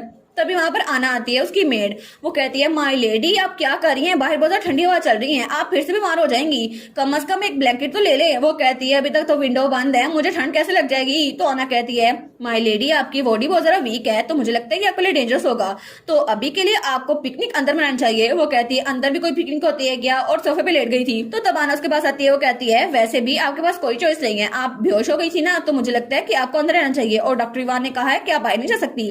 वो कहती है अच्छा, तो एडविन क्या आज वो आया था। तो तब वो सोचती है जब से मैं बीमार हुई हूँ ना, लेकिन तब से एडविन आया ही नहीं है, पता नहीं क्यों। उसने कहा मेरे साथ दोस्ती नहीं रखना चाहता, लेकिन शायद वो इस बात पे राजी है, और अभी तक वो यहाँ पर नहीं आया। लेकिन मैंने तो उन दोनों को देखा था और सिचुएशन तो बड़ी अच्छी हो गई थी, हम तीनों इकट्ठे रह रहे थे, लेकिन पता नहीं क्यों अचानक से मैं बेहोश हो गई, इसके पीछे मुझे खुद नहीं वजह पता। और एडविन वो तो मुझसे दूर दूर और दूर होता जा रहा है, और मैं तो उसके लिए बिल्कुल स्ट्रेंजर बनती जा रही हूँ। तो तब वो तो बहुत उदास थी। तो आना कहती है माय लेडी क्या हुआ, आपको कहीं दर्द हो रही है। वो कहती है नहीं नहीं कहीं नहीं हो रही। और तभी वहां पर उनकी टी पार्टी शुरू हो चुकी थी। तो मिकाइल कहता है वाह ये केक कितना डिलीशियस है ना। वो कहती है ठीक है और खाओ, लेकिन तब वो बड़ी सैड थी और मिकाइल तो बड़ी खुशी से खाना खा रहा था। तो तब वो कहती है एडविन तो बहुत ज्यादा बिजी लग रहा है, लगता है वो यहाँ पर नहीं आ पाएगा। तो मिकाइल कहता है मैंने तुम्हें कहा था ना उसे दोस्ती न रखो, आखिर तुम मुझसे मिलना क्यों चाहती हो। तो तब ईमान घूर के देखता है उसको। वो कहता है एल मुंह बंद रखो। और फिर वो हमारी एलिस को देखता है। वो सोचता है ये तो बहुत ज्यादा उदास लग रही है, लेकिन तभी उसे याद आता है कि वो ईवान जब भी यहाँ पर आता है तो हर कोई इसको ग्रीट करता है और हर कोई उसके साथ बहुत ज्यादा खुश है। लेकिन जैसे ही वो आज सुबह यहाँ पर आया था तो उसने देखा कि वहां पर एडविन खड़ा था हमारी एलिस के दरवाजे के पार। तो वो कहता है मुझे तुमसे एक सवाल पूछना है एलिस के बारे में। तो एडविन कहता है एलिस क्या वो मेरी वजह से बीमार थी। तो उसके बाद दोबारा से हमें प्रिंस का सीन दिखा रहता है। तो हमारा ईवान कहता है माय लेडी प्लीज आप सैड ना होइएगा प्रिंस के बारे में, क्योंकि अभी भी वो आपको बहुत ज्यादा पसंद करते हैं। तो हमारी एलिस कहती है कि तुमने उससे बात की थी, तुम इस बात का पता है। वो कहता है नहीं, लेकिन ये एक सीक्रेट है, मैं आपको बता नहीं सकता, लेकिन अभी भी मैं आपके सवाल का जवाब दे दूंगा। अभी भी वो आपको नापसंद नहीं करते, वो आपसे दोस्ती तोड़ना चाहते, सिर्फ आपकी वजह से वो आपसे दूर रह रहे हैं। तो तभी मिकाइल को तो बड़ा गुस्सा आ रहा था। वो कहता है अभी से दोस्ती तोड़ भी ली, फिर भी उनकी बातें की जा रही हैं।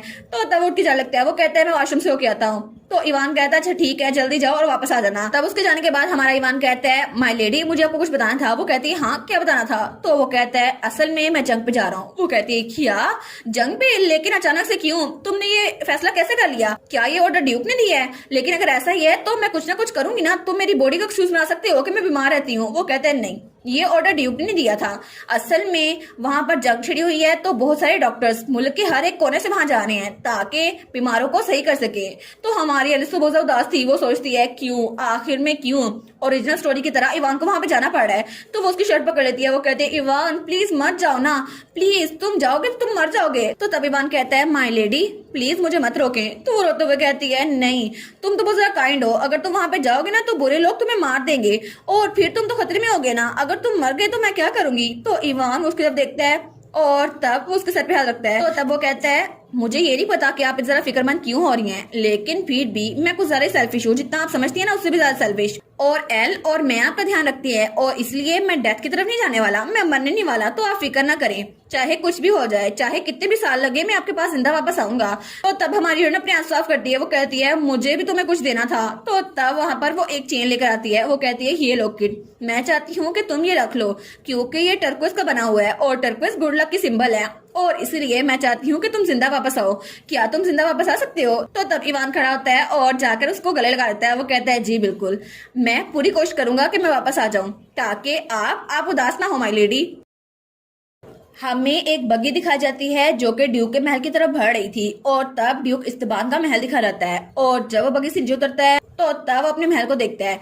तो तब वहां पे एक एडवाइजर आता है, वो कहता है मास्टर वापस आ चुके हैं। तो ड्यूक कहता है क्या कुछ हुआ है? तो वो कहता है जी नहीं, लेकिन उन्होंने कहा वो आपसे बात करना चाहते हैं, और आज सुबह से ही वो आपके कमरे में इंतजार कर रहे हैं। उन्होंने कहा कि वो तब तक नहीं जाएंगे जब तक आप वापस नहीं रहते। तो ड्यूक कहता है अच्छा, एडविन यहाँ पर आया है, लेकिन क्यों?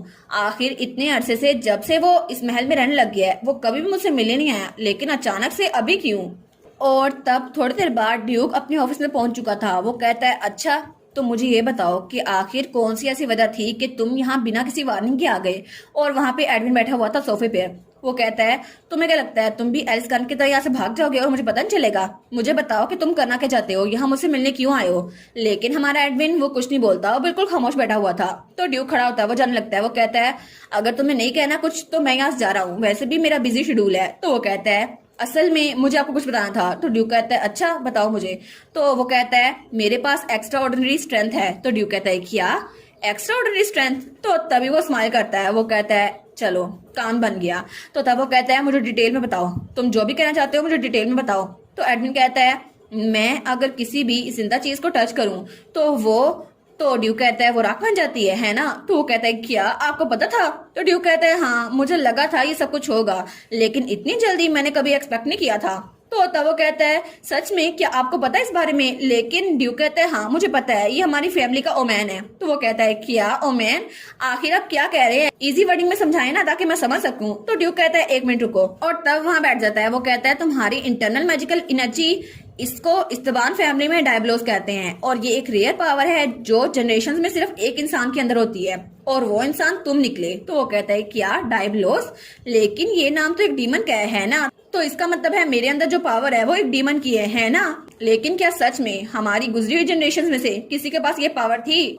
तो ड्यूक अपनी सिगार निकालता है और उसको जलाता है। वो कहता है हाँ बिल्कुल, क्योंकि असल में इस सब का सोर्स तुम्हारे अंदर जो डीमन है वही है, और यही वजह थी कि मैं तुम्हें मैजिक टावर में लॉक करके रखा था अभी तक। तो वो कहता है क्या मैं मैजिक टावर में इसलिए गया था? तो ड्यूक कहता है हाँ बिल्कुल, ये एक पावरफुल फोर्स है, लेकिन अगर तुम इसको हैंडल नहीं कर सकते तो ये लोग के लिए तबाही लाएगी। इसकी वजह से तुम्हारी जान भी जा सकती है, और अगर तुम किसी भी चीज को हाथ लगाओगे तो वो मुरझा जाएगी या फिर खत्म हो जाएगी, जैसे कि तुमने बताया। और ये तुम्हारी बॉडी में डिमोनिक पावर का साइड इफेक्ट है, और इसको ऑर्डिनरी स्ट्रेंथ से रिकवर नहीं किया जा सकता और ना ही क्योर किया जा सकता है, और इसीलिए मैंने तुम्हें कैद करके रखा था ताकि तुम्हारी ये पावर ना कि तुम्हारे लिए और ना ही किसी और के लिए नुकसानदा हो सके, और अगर तुम इसको कंट्रोल ना कर सके तो तुम खुद भी मर जाओगे। और तुम्हारे ऊपर जो ये कर्स है ना, इसको मैंने उस चेन से रिस्ट्रेन करके रखा था, लेकिन अब तो तुम क्योर हो गए थे, या तुम्हें ऐसा ही लगता था? लेकिन ऐसा लगता है कि तुम्हारी बॉडी अभी बहुत ज्यादा वीक है, जिसकी वजह से ये पावर तुम पे हावी हो रही है। तो तब वो कहता है अच्छा तो मुझे और बताएं। तो ड्यूक कहता है हाँ बिल्कुल, ये गुड ओमैन है, क्योंकि एक ऐसा इंसान जिसके अंदर आउटस्टैंडिंग क्वालिटीज है वो मेरा बेटा है, वो मेरी जनरेशन से निकला है। तो ड्यूक कहता है तुम इसको हैंडल नहीं कर सकते। तो हमारा एडविन कहता है लेकिन मुझे बताएं मैं इसको कंट्रोल कैसे कर पाऊंगा, क्योंकि एलिस वो मेरे सामने बेहोश हो गई और मुझे लगा वो मेरी वजह से बेहोश हुई है। तो ड्यूक कहता है अच्छा तुम्हें ऐसा ही लगता है, तो शायद इसी वजह से तुम यहाँ पर आए हो, क्योंकि बात एलिस की थी, वरना तुम कभी मेरे पास नहीं आते।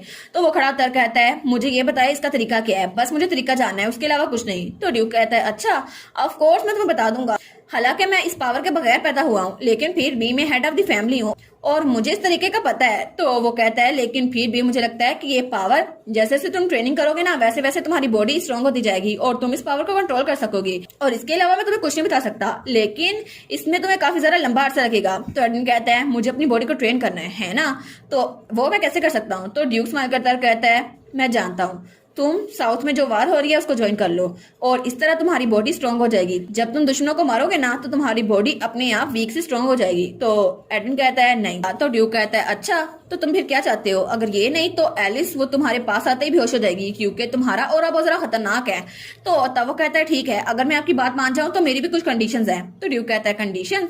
अच्छा, तो फिर मुझे बताओ क्या कंडीशंस हैं। और तब अपनी सिगार को वहां बुझाता है। वो कहता है तुम्हें जो चाहिए मुझे बताओ मेरे प्यारे बेटे। और तब ड्यूक तो बिल्कुल किसी विलन की तरह लग रहा था, और हमारा एडविन वो भी बहुत ज्यादा खतरनाक लग रहा था। वो कहता है ठीक है, अगर आपने मेरी बात ना मानी तो भूल जाइएगा कि मैं कभी भी उस जंग में जाने वाला हूँ।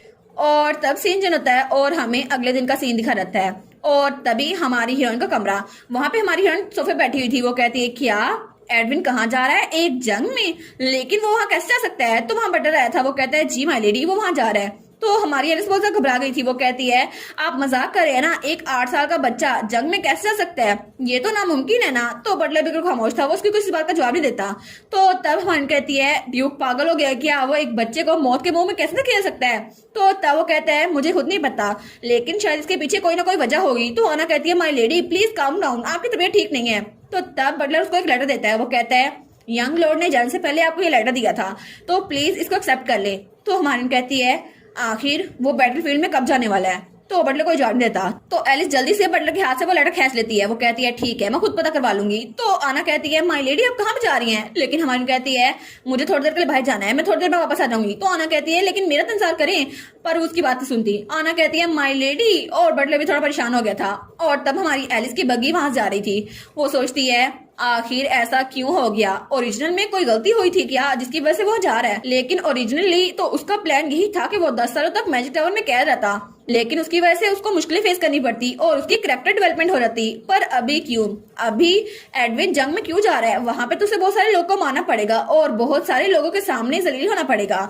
लेकिन क्या अगर ऐसा हुआ तो सब कुछ ओरिजिनल के मुताबिक होगा और तब हर कोई मुश्किल में होगा। एडमिन वापस से मिकाल के पास चल जाएगा और बहुत ज्यादा संगील हो जाएगा। लेकिन अगर ऐसा हुआ तो फाइनली इवान और मैं, हम दोनों भी मर जाएंगे। लेकिन मैं ऐसा नहीं चाहती। आखिर ऐसा क्यों हो रहा है? और वो तो बड़ी परेशान हो गई थी। लेकिन तब वो खुद को तसल्ली देते हुए कहती है कोई बात नहीं, मुझे ओवर एनालाइज नहीं करना चाहिए, ये ठीक रहेगा है ना। और तब वो खिड़की से बाहर देखती है, सोचती है मुझे कुछ ना कुछ करना होगा। एडमिन के यहाँ जाने से पहले मुझे उसे रोकना होगा ताकि वो वहां जंग में ना जाए। लेकिन तब तक शाम हो चुकी थी और वो ड्यूक के महल में पहुंच चुकी थी। और जब उसकी बग्गी वहां पर रुकती है तो जैसे भी दरवाजा खोलती है वो वहां से भागती है। वो कहती है एडविन कहाँ पे हो तुम? और उसके हाथ में वही लेटर था। और तब वहां से ड्यूक और ड्यूक का साथी वहां जा रहे थे। तो वो कहती है एडविन कहाँ हो, रुको तो सही। तो ड्यूक कहता है क्या ये यहाँ पर क्या कर रही है? तो वो कहती है एडविन मुझे बताएं एडविन कहाँ पर है? तो ड्यूक कहता है वो तो आज सुबह ही निकल चुका है जंग के लिए। वो कहती है क्या आज सुबह ही? लेकिन आप ऐसा कैसे कर सकते हैं? आप एक 8 साल के बच्चे को जो कि आपका इकलौता बेटा है उसको जंग में कैसे भेज सकते हैं? आखिर क्यों? इस सब के पीछे वजह क्या है? तो ड्यूक उसको देखते हैं। वो कहता है ये बहुत ज्यादा नेसेसरी था ताकि वो सक्सेसर बन सके और उसके अंदर क्वालिटीज डेवलप हो सके। वो कहती है और किसने कहा था कि वो अपनी लाइफ रिस्क में डाले? आखिर वो मर भी तो सकता है ना, आप उसके साथ ऐसा कैसे कर सकते हैं? और अगर वो मर गया तो ड्यूक कहते हैं अगर वो मर गया तो उसकी वैल्यू यही थी, वो किसी काम का नहीं था। तो हमारी एलिस कहती है क्या ड्यूक आप तो बहुत ज्यादा बदतरीन है, आप तो मेरी मोम से ज्यादा बदतर है। आखिर वो तो इतनी ज्यादा चालाक भी नहीं थी, आप तो उनसे भी ज्यादा घटिया हैं। तो तब उसका साथी कहता है एलिस ये क्या बोल रही हो? ड्यूक के सामने जुबान संभाल के बात करो। तो तभी ड्यूक कहता है नहीं, ये सब कुछ एडविन ने किया था, ये उसकी चॉइस थी, ये मेरी चॉइस नहीं थी। तो हमारी लिस्ट कहती है क्या एडविन ने? लेकिन एडविन ऐसा क्यों चाहेगा? तो ड्यूक कहता है एडविन मेरे पास आया था और उसने कहा था वो जंग पे जाना चाहता है, बस यही वजह थी। वो कहती है सच में? लेकिन उसकी जंग में जाने की रीजन क्या थी? वो तो कभी ऐसा नहीं चाहता। तो ड्यूक कहता है मेरे पास टाइम नहीं है, तुम्हें डिटेल्स बता रहा हूँ, मैं किसी को भेजूंगा और तुम वापस जाओ कैरेज में बैठ जाओ। तो तब वो मुड़ते हुए कहता है और वैसे भी हम लोग अगले 10 सालों तक तुमसे मिलने नहीं वाले, तो तब तक हेल्दी रहना एलिस गनर। तो हमारी कहती है क्या? तो ड्यूक कहता है ये सारे अल्फाज एडविन ने कहे थे तुम्हारे लिए, और वो और मैं तुम्हें 10 सालों तक मिलने नहीं वाले। और तब तक वो बगी में बैठ चुका था। तो हमारी लिए वहीं पर खड़ी थी और वो बड़ी परेशान हो गई थी। वो सोचती है क्या एडविन जा भी चुका है तो इसका मतलब हम उसको रोक नहीं सकती है ना। और तब उसके हाथ में वही लेटर था। वो सोचती है उसने उस लेटर में क्या लिखा होगा। और जब उस लेटर को देखती है और उसको खोलती है तो वहां पे लिखा था डियर एलिस, एलिस मेरी दोस्त, उसने मुझे बताया था कि हमें एक दूसरे को प्रोटेक्ट करना है और एक दूसरे को मारना नहीं है, लेकिन मुझे माफ कर देना, मैं सबसे ज्यादा घटिया हूँ क्योंकि मैं अपनी प्रॉमिस को रख नहीं सका। और तब उसमें आगे लिखा था लेकिन एलिस तुम्हें तो प्रीटी चीजें पसंद है ना, और तुम्हें आई फाइट्स, कुकीज और कैट्स पसंद है। मैं ये सारी बातें याद रखूंगा और जैसे मैं वापस आऊंगा ना तो मैं याद रखूंगा कि तुम मुझसे नफरत ना करो। और उस वक्त के लिए क्या हम लोग दोस्त बने रह सकते हैं? क्योंकि एलिस तुम तो इस पूरी दुनिया में और एडविन के दिल में सबसे ज्यादा खूबसूरत लड़की हो। और तब हमारी एलिस उस लेटर को पढ़ते हुए रो रही थी और उसके आंसू उस लेटर पे गिरे थे। वो रोते हुए सोचती है, क्यों, आखिर क्यों एडविन, तुम जंग में क्यों गए? कम से कम तुम मुझसे बात तो कर लेते, लेकिन आखिर तुम्हें 10 सालों तक उस जंग में क्यों फंसना होगा? लेकिन अगर तुम्हारी यही चॉइस है तो मैं तुम्हारा इंतजार करूंगी 10 सालों तक, और जब तक तुम वापस नहीं रहते मैं यहीं पर हूँ तुम्हारा इंतजार करते हुए। हमें डायरेक्ट 10 सालों बाद का सीन दिखा रहता है और हमारी हीरोइन का कमरा, वहां पर आना उसकी मेड उसकी कंघी कर रही थी। वो कहती है, क्या आपको बाहर लंच खाना है? वो कहती है, हाँ मुझे लगता है पहले मैं शॉप पे जाऊंगी। तो उसकी मेड कहती है, जी बिल्कुल, आज तो मौसम बहुत ज्यादा अच्छा है तो मुझे लगता है आपको शॉप पे जाना चाहिए मिस। और तब हमारी हीरोइन कहती है, ठीक है, लेकिन मुझे जरा वक्त जाया नहीं करना, तो अगर तुम्हें कुछ खरीदना है तो मुझे बता देना। वो कहती है, जी बिल्कुल, हमारी मिस तो बहुत ज्यादा स्मार्ट है, कोई भी उनके साथ पंगा नहीं ले सकता। और तब हमें हमारी हीरोइन दिखा जाती है एलिस, जो कि उस वक्त 17 साल की हो चुकी थी और वो तो बहुत ज्यादा प्यारी थी और उसके बाल भी लंबे हो गए थे। तो वो कहती है, ठीक है अब बाहर चलते हैं। और तब वो हमें बताती है, उस स्प्रिंग के बाद जब एडविन और इवान चले गए, ये 10 स्प्रिंग गुजर चुके हैं और तब तक जंग वो जारी रही और ये जंग पूरी हिस्ट्री की सबसे ज्यादा लंबी जंग थी। और अभी तक हमें ये खबर नहीं मिली कि ये जारी है या खत्म हो गई है, क्योंकि 10 साल गुजर गए हैं लेकिन मैंने एडविन और इवान को नहीं देखा। तो वहाँ हालवे से गुजर रही थी अपनी मेड आना के साथ, लेकिन तभी वहां से 2 मेड्स आती हैं और जब उसको देखती हैं तो वो डर जाती हैं और तभी वो चुपके से डरते हुए वहां से भाग जाती हैं। तो हमन कहती है, क्या ये मुझे इग्नोर कर गई हैं? लेकिन तब वो बताती है, शायद इसलिए क्योंकि फैमिली का हेड यहाँ पर नहीं है, जो कि ड्यूक इस्तबान थे, और इनको यही लगता है कि मैं एक कातिल की बेटी हूँ, जो कि मेरी मॉम करीना थी, लेकिन अब तो वो यहाँ पर नहीं है ना, फिर भी ये लोग मुझे ऐसे ट्रीट करते हैं। और तब वो लोग वहां टाउन में आ चुके थे जहां पर बहुत सारे लोग थे और हमारी हिरन कुछ खाते हुए वहां जा रही थी। वो कहती है, कितने साल हो गए ना, लेकिन मुझे ये नहीं पता कि जब ड्यूक वापस आएंगे तो मेरा क्या होगा, इसलिए मैंने पैसे बचाना शुरू कर दिए और उस पैसों से मैंने ड्यूक की फैमिली के एक्स शेफ को अपने लिए रखा और एक बेकरी की दुकान खोली। और उसके बाद मैंने उसको रेसिपीज बताई जो मुझे अपनी पुरानी लाइफ में पता थी और फिर से हमने ये बेकरी का काम शुरू कर दिया और ये तो बहुत ज्यादा सक्सेसफुल रहा। और तब वो बेकरी के सामने पहुंच चुकी थी। वो कहती है, देखा मेरी दुकान की जरा परफेक्ट है, और वहाँ अंदर बहुत किस्म की मिठाइयां पड़ी हुई थी। तो तब वो दरवाजा खोल के आती है। वो कहती है, ये ग्रेट बिल्डिंग, ये मेरी बेकरी है और यहाँ पर बहुत सारे कस्टमर आए हुए हैं। तभी वहाँ पे शेफ उसको देखती है। वो कहती है, ओ माई गॉड बॉस, आप यहाँ पर आ गई, और बॉस और आना आप लोग यहाँ पर आ जाएं। तो वो कहती है, डैनी क्या आज सेल्स अच्छी थी? वो कहती है, जी जी बिल्कुल, आज तो सेल्स बहुत ही ज्यादा अच्छी थी, हमें बहुत ज्यादा प्रॉफिट हुआ है। और वो थी ड्यूक की फैमिली की एस शेफ डैनी। तो उसके पास आकर कहती है, अच्छा तो इसका मतलब है हम लोग अमीर होने वाले हैं ना? वो कहती है, जी जी बिल्कुल, आखिर आप अमीर कैसे नहीं हो सकती, आपकी रेसिपीज तो बहुत ज्यादा जबरदस्त हैं। वो कहती है, फिर जब ड्यूक वापस आएंगे ना, उनको ये तो नहीं लगेगा मैंने उनका एम्प्लॉय चुरा लिया है। तो तब आना कहती है, नहीं ऐसा नहीं हो सकता। और तब उसके सामने एक मैक्रोन था। तो शेफ कहती है, अब आप यहाँ पर आई गई हैं तो इसको टेस्ट करें, आपकी रेसिपी के मुताबिक मैंने बनाया है। तो हमारी तो आराम से खा रही थी, लेकिन अभी दरवाजा खुलता है और वहां पे कोई आता है। तो हमारी लिस्ट वहां पर देखती है। वो कहती है, क्या ये फिर से आ गया? और वहां पे था हमारा मिकाइल, जिसके पास एक बॉक्स था और तब तक वो भी डॉक्टर बन चुका था। वो कहता है, मैंने तुम्हें कहा था ना ज्यादा मीठा ना खाया करो, अगर तुम्हारी सेहत खराब हो गई तो। और तब वो लोग इकट्ठे एक टेबल पे बैठ गए थे और मिकाइल के सामने जो केक और कॉफी पड़ी थी उसको हाथ भी नहीं लगा रहा था और हमारी हीरोइन तो खाई जाती। वो स्ट्रॉबेरी निकालती है, कहती है, मिकाइल देखो ना ये बहुत ज्यादा स्वीट है, इसको टेस्ट करो। लेकिन मिकाइल तो थोड़ा सा गुस्से में था जैसे वो पहले था। तो वो कहती है, क्या हुआ, तुम नहीं खा रहे? क्या तुम्हें स्ट्रॉबेरीज पसंद नहीं है? वो कहता है, नहीं तुम इसको खा सकती हो। तो फिर वो कहता है, लेकिन तुम ऐसे कपड़े पहन के बाहर क्यों आ गई, कितने सारा पतले कपड़े हैं ना, तुम्हें ठंड लग जाएगी। वो कहती है, क्या मतलब पतले हैं, आज तो गर्मी है ना। तो वो कहता है, मैं तुम्हें कहा भी था कि जरासीमों के खिलाफ तुम जीत नहीं सकती, और वैसे भी तुम तो एक चूंटी से भी ज्यादा कमजोर हो, तुम तो बीमार हो जाती हो, और 2 मिनट तुम्हें अकेला छोड़ू ना तुम बीमार हो जाओगी। वो कहती है, हाँ मैं समझ गई डॉक्टर। और तब हमें बताती है, मिकाइल वो भी एक डॉक्टर बन गया, बिल्कुल इवान की तरह, और तब से लेकर अब तक इवान की जगह वो मेरा पर्सनल डॉक्टर है और वो मेरे लिए बहुत ज्यादा और प्रोडक्टिव है। लेकिन वो उससे कहती है, सॉरी अच्छा मैं दोबारा ऐसे नहीं करूंगी। और वो सोचती है, इवान हर वक्त मुझे डांटता रहता था, लेकिन मुझे लगता है कि मिकाइल तो उससे भी 2 हाथ आगे है, क्योंकि उसकी होली पावर कुछ ज्यादा ही है और वो मेरे लिए बहुत ज्यादा फिक्रमंद है, क्योंकि वो नहीं चाहता मैं बीमार हूँ, और इसलिए मैं बहुत ज्यादा प्राउड हूँ कि वो मेरी देखभाल करता है। तो तब वो उसको एक शॉल देता है। वो कहता है, इसको ले लो भाई, बहुत ज्यादा ठंड है। वो कहती है, क्या, लेकिन तुम इसको लेके क्यों आए हो, क्या तुम मुझे देने के लिए लेके आए थे? वो कहता है, नहीं लेने तो मुझे वापस कर दो, मैंने तो वैसे ही रैंडमली कोई चूज कर ली। वो कहती है, अच्छा तो क्या सच में तुम मुझे दे रहे हो? तो तब हाथ आगे बढ़ाता कहता है, नहीं लेने तो वापस दे दो। और तब वो ब्लश कर रहा था। तो हमारी उसको देखती है और उसको वापस दे देती है। वो कहती है, ठीक है, अगर मुझे नहीं देनी थी तो दी क्यों थी? वो कहता है, तुम तो बहुत ज्यादा अनोइंग हो। और तब वो लोग बाहर आ चुके थे और वहां पर एक ट्री था जिसके नीचे कुछ पत्थर पड़े हुए थे। तो वो कहता है, तुम्हें सच में लगता है ये काम करेगा? तो हमान कहती है, नहीं, मुझे उम्मीद नहीं छोड़नी चाहिए और मैं ये करूंगी। और तब वहां पर वो सारे पत्थर थे। वो कहती है क्योंकि अभी तक हमें कोई न्यूज नहीं मिली, और उन पत्थरों के ऊपर एक और पत्थर रख देती है और वो कहती है मैं उम्मीद करती हूँ कि इवान और एडविन दोनों ठीक होंगे और दोनों वापस आ जाएंगे। तो तब मिकाइल वो भी वहां पर एक पत्थर रखता है। वो कहता है हाँ ठीक है, मैं भी यही उम्मीद करता हूँ। और तब थोड़ी देर बाद वो लोग वहां पे बैठ चुके थे और हमारी एलिस कहती है क्या तुम्हें इवान से कोई खबर मिली? वो कहता है नहीं, अभी तक कोई भी नहीं। और जैसा कि तुमने कहा कि हमें उम्मीद रखनी चाहिए, तो मैं भी उम्मीद रख रहा हूँ कि कभी ना कभी मेरा भाई मुझे कांटेक्ट जरूर करेगा। तो वो सोचती है ये अभी तक कुछ नेगेटिव नहीं सोच रहा था, लेकिन ये अच्छी बात है। वो कहती है तुम ठीक कह रहे हो, हमें उनका इंतजार करना होगा। और तब वो कहती है क्या तुम एडविन के बारे में क्यूरियस नहीं हो? वो कहता है आखिर मैं उसके बारे में क्यूरियस क्यों होऊंगा, वैसे भी वो बहुत ताकतवर है और कितना रूड है ना, तो वो जिंदा ही होगा, मुझे क्या। वो कहती है अच्छा ठीक है, नहीं फिक्र होती ना करो। और वो तो बड़ा गुस्से में हुआ था। वो कहता है मुझे उसकी क्यों फिक्र होगी, मुझे अपने भाई की फिक्र हो रही है। और वो सोचती है मैंने स्टोरी में बहुत ज्यादा चेंजिंग की थी, लेकिन अभी तक हम तीनों जैसे किसी सर्कल में भाग रहे हैं और जब तक एडमिन वापस नहीं रहता इनकी स्टोरी आगे नहीं बढ़ सकती। लेकिन वो सोचती है आई गेस कि उनका रिलेशनशिप अच्छा हो जाएगा।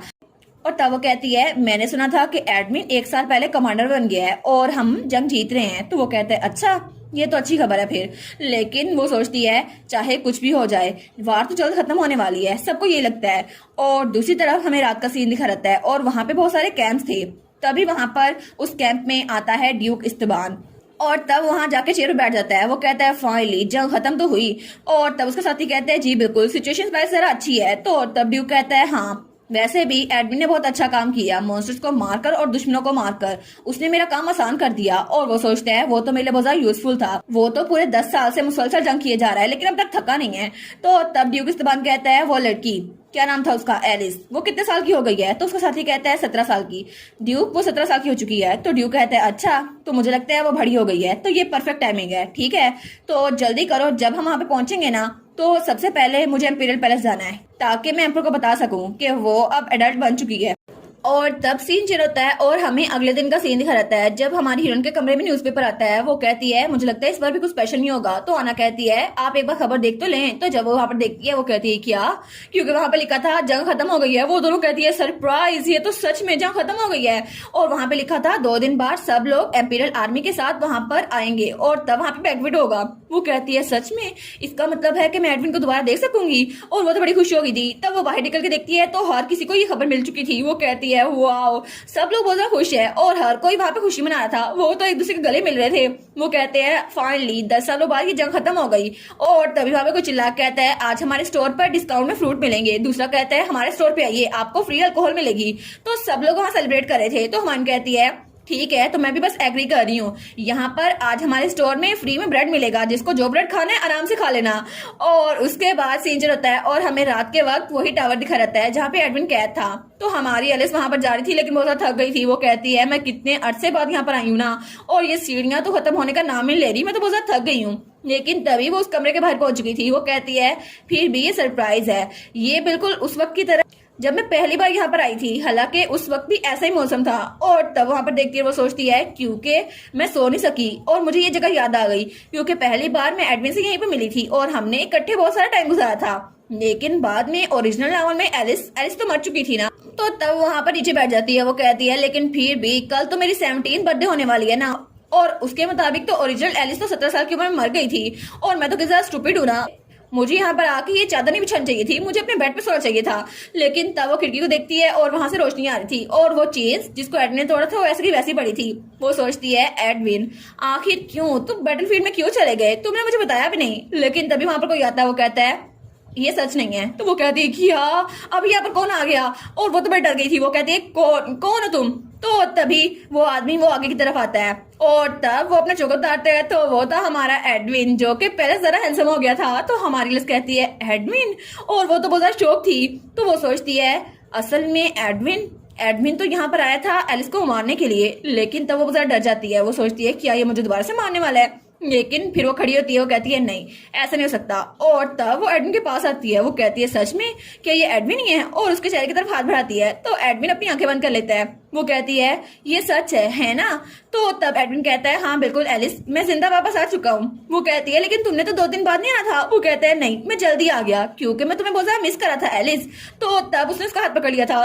तो हमारी हीरोइन कहती है लेकिन तुम्हें पता कैसे चला कि मैं यहाँ पर हूँ? तो वो कुछ नहीं बोलता। तो हमारी हीरोइन सोचती है देखा ये फिर से जवाब नहीं दे रहा, ये तो बिल्कुल सेम है। तो तब वो हमारी हीरोइन की तरफ देखते हैं तो हमारी हीरोइन स्माइल करती है। वो कहती है मैंने भी तुम्हें बहुत ज्यादा मिस किया, वेलकम बैक एडविन। और वो सोचती है बस ये मुझसे नफरत ना करे। तो एडविन की तरफ देखते हैं और तब वो जाने लगती है। वो कहती है तुम तो बहुत थके होगे ना, यहाँ बैठो आराम करो और थोड़ा सा ब्रेक ले लो। और तब वहां पर उसने कुछ चादर बिछाई थी लेकिन वो कहती है लेकिन यहाँ पे तो बहुत सारी चीजें साफ करने वाली है ना, मैं तो बस वैसे ही पूछ रही थी। लेकिन तब एडमिन उसके माथे को चेक करता है। वो कहती है क्या हुआ? तो वो कहता है तुम्हें बुखार हो रहा है, लगता है तुम्हें पसीना आ रहा है, इसलिए शायद तुम्हें फ्लू हो रहा है। वो कहता है तुम्हारे कपड़े बिल्कुल पतले से हैं, तुम्हें फ्लू हो जाएगा। वो कहती है नहीं नहीं मेरे कपड़ों का साइज बिल्कुल ठीक है। वो कहता है नहीं नहीं बिल्कुल भी ठीक नहीं है। तो वो सोचती है ये तो बिल्कुल मिकाइल की तरह बातें कर रहा है, लेकिन दोनों मुझे डांटते रहते हैं। वो कहता है हाँ हाँ तुम तो 10 से भी ज्यादा वीक हो। वो कहती है 10 से ज्यादा? मैं चूंटी से ज्यादा वीक नहीं हूँ। वो कहता है आई एम सॉरी एलिस, और अपना चोगा उतार के उसको देता है। तो वो कहती है क्या एडविन? तो वो तो उसको बिल्कुल लपेट चुका था और तब उसको उठा लेता है। वो कहती है एडविन क्या हुआ, ये तुम क्या करने लगे हो? तो तभी एडविन रेलिंग पे पाँव रखता है और तभी वहां से नीचे छलांग लगाता है। तो हमारी एलिस कहती है क्या एडविन तुम कर क्या रहे हो, हम लोग मर जाएंगे, तुम इतनी ऊंचाई से छलांग कैसे मार सकते हो? लेकिन वो कहता है एलिस बिल्कुल चुप हो जाओ। तो एडविन कहता है एलिस क्या हम लोग अभी भी दोस्त है? वो कहती है क्या ऑफ कोर्स हम दोस्त हैं। लेकिन वहां पर देखती है और वो तो चिल्लाई जा रही थी क्योंकि वो बहुत ज्यादा ऊंची जगह पर थे। लेकिन तभी एडविन आराम से नीचे लैंड हो जाता है और तब वो हमारी हीरोइन को देखता है। वो कहते हैं हम लोग पहुंच गए। लेकिन जब एलिस को देखते हैं तो एलिस वो तो बेहोश हो चुकी थी और उसकी जान तो उसकी बॉडी से निकल रही थी। वो कहती है इतनी ऊंचाई से मुझे गिराया, अब मैं बेहोश भी नहीं हो सकती। हमारा एडविन एलिस को उसके कमरे में ले आया था और एलिस आराम से बेड पे सोई हुई थी। तभी वहां पर दरवाजा खुलता है और मिकाइल आता है। वो कहता है एलिस तुम ठीक तो हो ना? लेकिन तभी एडविन उसका मुंह पकड़ लेता है। वो कहता है जुबान बंद रखो, वो सो रही है, अगर तुमने उसको जगाया ना फिर देखना। और तब वो कहता है ठीक है मुझे चेक तो करने दो। तो तब उसका मुंह छोड़ता है और कहता है इधर आके चेक करो। लेकिन तभी वो सोचता है डैम इट, ये तो अभी तक बहुत ज्यादा बुरा इंसान है, ये अभी तक नहीं बदला। और तब वो वहां पर आता है और एलिस की नब्ज चेक करता है। तो वो कहता है इसकी सिम्टम्स क्या थी? तो एडविन कहता है इसको पसीना आ रहा था और वो बहुत डस्टी जगह थी तो इसलिए मुझे लगता है ये शौक की वजह से बेहोश हो गई। वो कहता है अच्छा बेहोश हो गई, लेकिन एनीवेज कोई बड़ा मसला नहीं है, टेम्परेचर बिल्कुल नॉर्मल है। तो तब एडविन कहता है तुम श्योर हो? तुम्हें सच में लगता है कि तुम कोई स्काउंडल नहीं हो? तुम्हें सच में लगता है कि तुम इस काबिल हो? मुझे लगता है कि तुम इवान से बेहतर नहीं हो क्योंकि वो तो बहुत ज्यादा अच्छा डॉक्टर था लेकिन तुम तो उसके बिल्कुल भी आसपास नहीं हो। तो तब मिकाइल को भी गुस्सा आता है और उसका कॉलर पकड़ लेता है। वो कहता है आखिर तुम्हारा मसला क्या है, तुम मेरे साथ पंगा लेने की कोशिश क्यों किए जा रहे हो? और तब मिकाइल को तो बड़ा गुस्सा आया हुआ था और वो उसको घूर के देख रहा था। लेकिन एडविन वो भी कुछ नहीं बोलता और वो भी उसको घूरी जा रहा था। लेकिन तभी उनको किसी की आवाज आती है। दोनों मुड़ के वहां पर देखते हैं तो वहां पे हमारी एलिस थी जो होश में आ गई थी और बड़े प्यार से उनको देख रही थी। वो कहती है मुझे माफ कर दो तुम लोग को बॉदर करने के लिए, तुम लोग जो कर रहे हो ना करते रहो। तो वो दोनों कहते हैं क्या हम लोग क्या कर रहे थे? तो हमारी एलिस तो बड़ी खुश थी। वो सोचती है लगता है इनकी लव स्टोरी आगे बढ़ रही है। लेकिन तभी थोड़ी देर बाद हमारी एलिस और एडविन सोफे बैठ गए थे और मिकाइल वहीं में खड़ा था। तो एडविन कहता है एलिस क्या तुम ठीक हो? वो कहती है हाँ मैं बिल्कुल ठीक हूँ। लेकिन एल क्या तुम्हें एडविन से कुछ पूछना नहीं है? तो मिकाइल कहता है हाँ क्या तुम मेरे भाई के बारे में कुछ जानते हो? तो एडविन कहता है नहीं मुझे कुछ नहीं पता। वो कहता है सच में तुम तो कमांडर भी बन चुके हो लेकिन तुम्हें अभी तक भी पता कि इवान कहाँ पर है? तो वो कहता है हाँ मुझे नहीं पता क्योंकि उसको मैंने सिर्फ 9 साल पहले देखा था, उसके बाद नहीं देखा। तो एलिस कहती है क्या? वो कहता है हाँ उसने मेरी जान बचाई थी और तब उसके बाद मैंने उसको दोबारा नहीं देखा। तो हमारी सोचती है ओरिजिनल नॉवल में तो इवान की डेथ वार के 1 साल बाद हो गई थी और ये वही वक्त था जब वो एडविन से मिला। लेकिन इवान प्लीज प्लीज तुम जिंदा रहना, लेकिन आखिर तुम चले कहाँ गए हो? तो तब एडविन कहता है आखिरी बार जिसने भी उसको देखा था वो होली सी में देखा था। तो वो सोचती है अगर उसका लास्ट रेस होली सी में था तो अभी तक किसी को उसके बारे में पता कैसे नहीं चला? तो तब एल अपना सर पकड़ लेता है। वो कहता है डैम इट, मैं होली सी को लेटर भेजूंगा। और तब हमारी हीरोइन उसका हाथ पकड़ लेती है। वो कहती है फिक्र मत करो मिकाइल, इवान बिल्कुल ठीक होगा, उसको कोई चोट नहीं पहुंची होगी। तो वो कहता है हाँ मुझे भी ऐसा लगता है। तो तब एडविन थोड़ा जेलस हो रहा था, वो भी उसका हाथ पकड़ लेता है। तो हमारी कहती है एडविन क्या हुआ? तो एडविन तो बिल्ली बना हुआ था। वो कहती है ठीक है इधर आओ एडविन। और तब वो एडविन को गले लगा लेती है। वो कहती है thank you so much safely वापस आने के लिए। वो कहता है हाँ। तो पीछे से अब मिकाइल को गुस्सा आ रहा था। वो कहता है ये ऐसे कैसे उसके गले लग सकता है? तो हमारी कहती है एल इधर आओ ना, तुम भी हमारे गले लगो। वो कहता है नहीं नहीं बिल्कुल नहीं, मुझे नहीं पसंद तुम लोग के गले लगना। और उसके बाद सीन चलता है और हमें सुबह का सीन दिखा रहता है और हमारी हीरोइन सो के उठती है। वो कहती है सुबह हो भी गई, मैं तो बहुत ज्यादा देर तक सोती रही, लेकिन कल तो मैं उन दोनों से बात कर रही थी इसलिए मैं बहुत ज्यादा देर सोई। और तब वो पर्दे पीछे करती है और खिड़की के पास आती है। लेकिन तभी दरवाजे में नौकर होती है। वो कहती है आना क्या तुम हो? तो वो दरवाजा खोलती है। वो कहती है आना एडविन के बारे में पता है, वो वापस आ गया। लेकिन तभी जब वो दरवाजा खोलती है तो वहां पे एडविन ही था। वो कहती है एडविन तुम इतनी सुबह यहाँ पर आ गए? वो कहता है हाँ मैं एलिस के जागने का इंतजार कर रहा था, और वैसे भी अच्छा नहीं है कि तुम ज्यादा देर तक भूखी रहो। वो कहती है थैंक यू, तो क्या हम लोग इकट्ठे खाना खाने के लिए चले? वो कहता है हाँ, लेकिन तब उसको देखती है, वो कहती है क्या हुआ एडविन? तो एडविन उसके बालों को देखता है और उसके बालों को पकड़ता है। तो एलिस कहती है क्या तुम्हें ये अजीब लग रहा है? मैंने अपने बाल लंबे कर लिए। वो कहता है हाँ बहुत ज्यादा खूबसूरत है। वो सोचती है मिकाइल ने तो कहा था मेरे बाल डॉग की तरह लगते हैं, लेकिन ये तो तारीफ कर रहा है। वो कहता है अब मैं दोबारा कभी भी कोई चीज मिस नहीं करूंगा। वो कहती है थैंक यू सो मच, लेकिन अपनी ये सारी मेमोरी मुझ पे जाया ना करो एडविन। तो तभी वहां पर मिकाइल आता है। वो कहता है तुम दोनों हालवे में खड़े होकर क्या कर रहे हो? वो कहती है एल तुम भी आ गए, तुमने कुछ नहीं खाया ना, हमारे साथ चलो खाना खाने के लिए। वो कहता है नहीं मैं इस बारे में बात नहीं कर रहा था, मैं तुम्हारे कपड़ों की बात कर रहा हूँ एलिस, तुम अभी तक नाइट वेयर में हो, ऐसे तुम बाहर कैसे जा सकती हो? वो कहती है क्या? तो वो कहती है हाँ ये मेरा रूम है ना, इसलिए मैं यहाँ पर थी। तो वो कहता है कितना शोर करती हो तुम? तो एल कहता है कम अज कम अपनी आंखें तो साफ कर लो ना, अभी तक उनमें नींद भरी हुई है। वो कहती है हाँ मैंने अभी मुंह धोना है। लेकिन तभी एडविन उसके चेहरे पे हाथ रखता है, लेकिन वो कहता है तुम तो ऐसे भी बहुत ज्यादा प्यारी लगती हो एलिस। तो एलिस कहती है क्या? और वो तो ब्लश करी थी। वो कहती है थैंक यू एडविन, लेकिन मैं सच में कपड़े बदल के आती हूँ। और वो दरवाजा बंद करके जा चुकी थी और वहां पे एडविन और मिकाइल बाहर खड़े रह गए थे। तो दोनों बिल्कुल ऑकवर्ड थे, लेकिन दोनों एक दूसरे को घूर के देखते हैं। लेकिन मिकाइल सोचता है ये यहाँ जा क्यों नहीं रहा, और एडविन सोचता है तुम्हें यहाँ जाना चाहिए, मैं क्यों जाऊँ यहाँ से। और तब सीन चलता है और हमें दोपहर का सीन दिखा रहता है और हमारी हीरोइन की बेकरी वहां पर आना थी। वो कहती है यंग मास्टर एडविन वापस आ गए हैं इतनी जल्दी? तो हमारी कहती है हाँ वापस आ गया, लेकिन ऐसा लगता है कि बाकी लोग 2 दिन बाद वापस आने वाले हैं और हमें थोड़ी टाट सेट करनी चाहिए बेकरी में। वो कहती है हाँ हाँ मुझे भी ऐसा लगता है। तो हमारी कहती है क्या हुआ तुम्हें? वो कहती है जब तो वो छोटे थे तब भी जरा डरावने लगते थे, अब तो वो बड़े हो गए ना, अब तो कितने सारे डरावने लगते होंगे ना। तो एलिस कहती है नहीं नहीं एडविन तो पहले जरा प्यारा हो गया है। वो कहती है सच में जरा प्यारा हो गया है, लेकिन तभी वो कहती है मुझे यकीन नहीं हो रहा आप जो कह रही हैं। और तभी वहां पर कोई दाखिल होता है। तो हमारी एलिस कहती है नहीं नहीं तुम उसको देखोगी ना तुम्हें पता चल जाएगा। तभी वहां किसी की आवाज आती है मुझे कुकीज चाहिए। तो हमारी सोचती है ये आवाज तो जानी पहचानी लग रही है, और जब वहां पर देखती है तो वहां पर ड्यूक इस्तेमाल खड़ा था। वो कहती है क्या ड्यूक इस्तेमाल आप भी? तो वो बोलने लगती है, लेकिन ड्यूक उसके मुंह पे उंगली रखता है। वो कहता है बिल्कुल चुप। वो कहती है जी जी मैं बिल्कुल चुप ही हूँ। और तब ड्यूक वहां पर बैठा केक खा रहा था। तो ड्यूक कहता है ये केक तो बहुत मजेदार है। हाँ क्योंकि ये शेफ तो एक्स शेफ थी ना हमारे ड्यूकडम की, इसीलिए इस शॉप का टेस्ट इतना ज्यादा डिलीशियस है। तो वो कहती है अच्छा लेकिन ये तो आपके लिए डिस्काउंट है ना, आप इस केक को 10% नहीं 20% डिस्काउंट पे खा सकते हैं। वो कहता है तुम तो अभी बहुत ज्यादा फनी हो बिल्कुल पहले की तरह। तो हमारी लिस्ट कहती है एनीवे ड्यूक ओरिजिनली आप तो सोल्जर्स के साथ आने वाले थे ना, आप इतनी जल्दी कैसे आ गए? क्या आप लोग को चीयर्स करने के लिए आए हैं? वो कहता है हाँ बिल्कुल यही सही बात है। तो वो कहती है लेकिन क्यों? और वो दिल में सोचती है आखिर यहाँ बैठा मेरे सामने केक क्यों खा रहा है, और उसने तो कमर्शियल स्माइल दी थी उसको। तो ड्यूक कहता है वेल मुझे अच्छा नहीं लगता अगर कोई मुझे नोटिस करे। तो वो कहती है सच में, लेकिन ये तो नॉर्मल थिंग नहीं है, लोग को अच्छा लगता है जब उनको कोई नोटिस करे, लेकिन ये बैटलफील्ड से यहाँ पर आ गए। तो वो उसके सामने कुछ नहीं बोलती। तो तब ड्यूक अपनी कॉफी उठाकर कहता है एलिस गार्नेट तुम अब 17 साल की हो गई हो है ना, क्योंकि इस महीने की 17 तारीख को तुम्हारी बर्थडे है एरिस में। वो कहती है जी मुझे पता है, क्या आप मुझे फॉर्चून टेलिंग देने वाले हैं? तो वो कहता है फॉर्चून टेलिंग नहीं नहीं मैं तुम्हें वो नहीं देने वाला। वो कहती है अच्छा तो फिर आप क्या देने वाले हैं मुझे बताएं मुझे। तो ड्यूक कहता है ठीक है 2 हफ्ते बाद विक्ट्री पार्टी होने वाली है पैलेस में, तो मैं चाहता हूँ कि तुम उसको अटेंड करो। वो कहती है क्या मैं उसको अटेंड करूँ? लेकिन मेरे पास तो कोई इनविटेशन कार्ड भी नहीं है, और मैं ही क्यों, क्योंकि मैं तो पहले कभी वहां पर नहीं गई। तो ड्यूक स्माइल करता कहता है क्योंकि मैं तुम्हें ऑफिशियली पूरी एलिट सोसाइटी में इंट्रोड्यूस करवाऊंगा। तो हमारी लिस्ट कहती है क्या एलिट सोसाइटी में? लेकिन मुझे इंट्रोड्यूस करवाने की क्या जरूरत है, मैं तो आपकी बेटी भी नहीं हूँ। हमें अगली सुबह एलिस दिखा जाती है जो कि इवान और मिकाइल के घर के बाहर पहुंची हुई थी। वो सोचती है मैं कितने जरा अरसे बाद यहाँ पर आ रही हूँ ना, लेकिन ये जगह बिल्कुल वैसी है। और तब वो दरवाजे पे दस्तक देती है, लेकिन कोई दरवाजा खोलता ही नहीं है, और वो वहीं पे खड़ी थी। वो सोचती है क्या हुआ, क्या वो सो रहा है या फिर वो घर में है ही नहीं। लेकिन तब वो कहती है ठीक है मैं यहाँ से जाने नहीं वाली। तो तब वो जोर जोर से दरवाजा बजाने लगती है। वो कहती है मिकाइल कम ऑन दरवाजा खोलो मैं यहीं पर हूँ। तो तभी दरवाजा खुलता है और मिकाइल वहां से आता है। वो कहता है तुम्हें सच में लगता है ये दरवाजा ये या कोई दीवार है इसको तुम फोड़ी जा रही हो?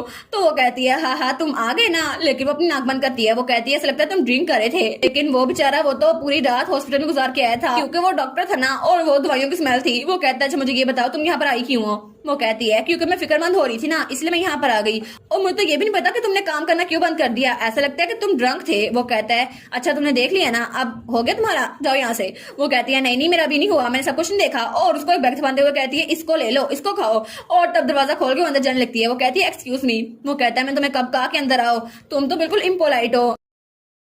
हमारी एलिस जैसे ही इवान और मिकाइल के घर में दाखिल होती है तो वो देखती है सारा घर सेम टू सेम वैसा ही था जैसे 10 साल पहले था।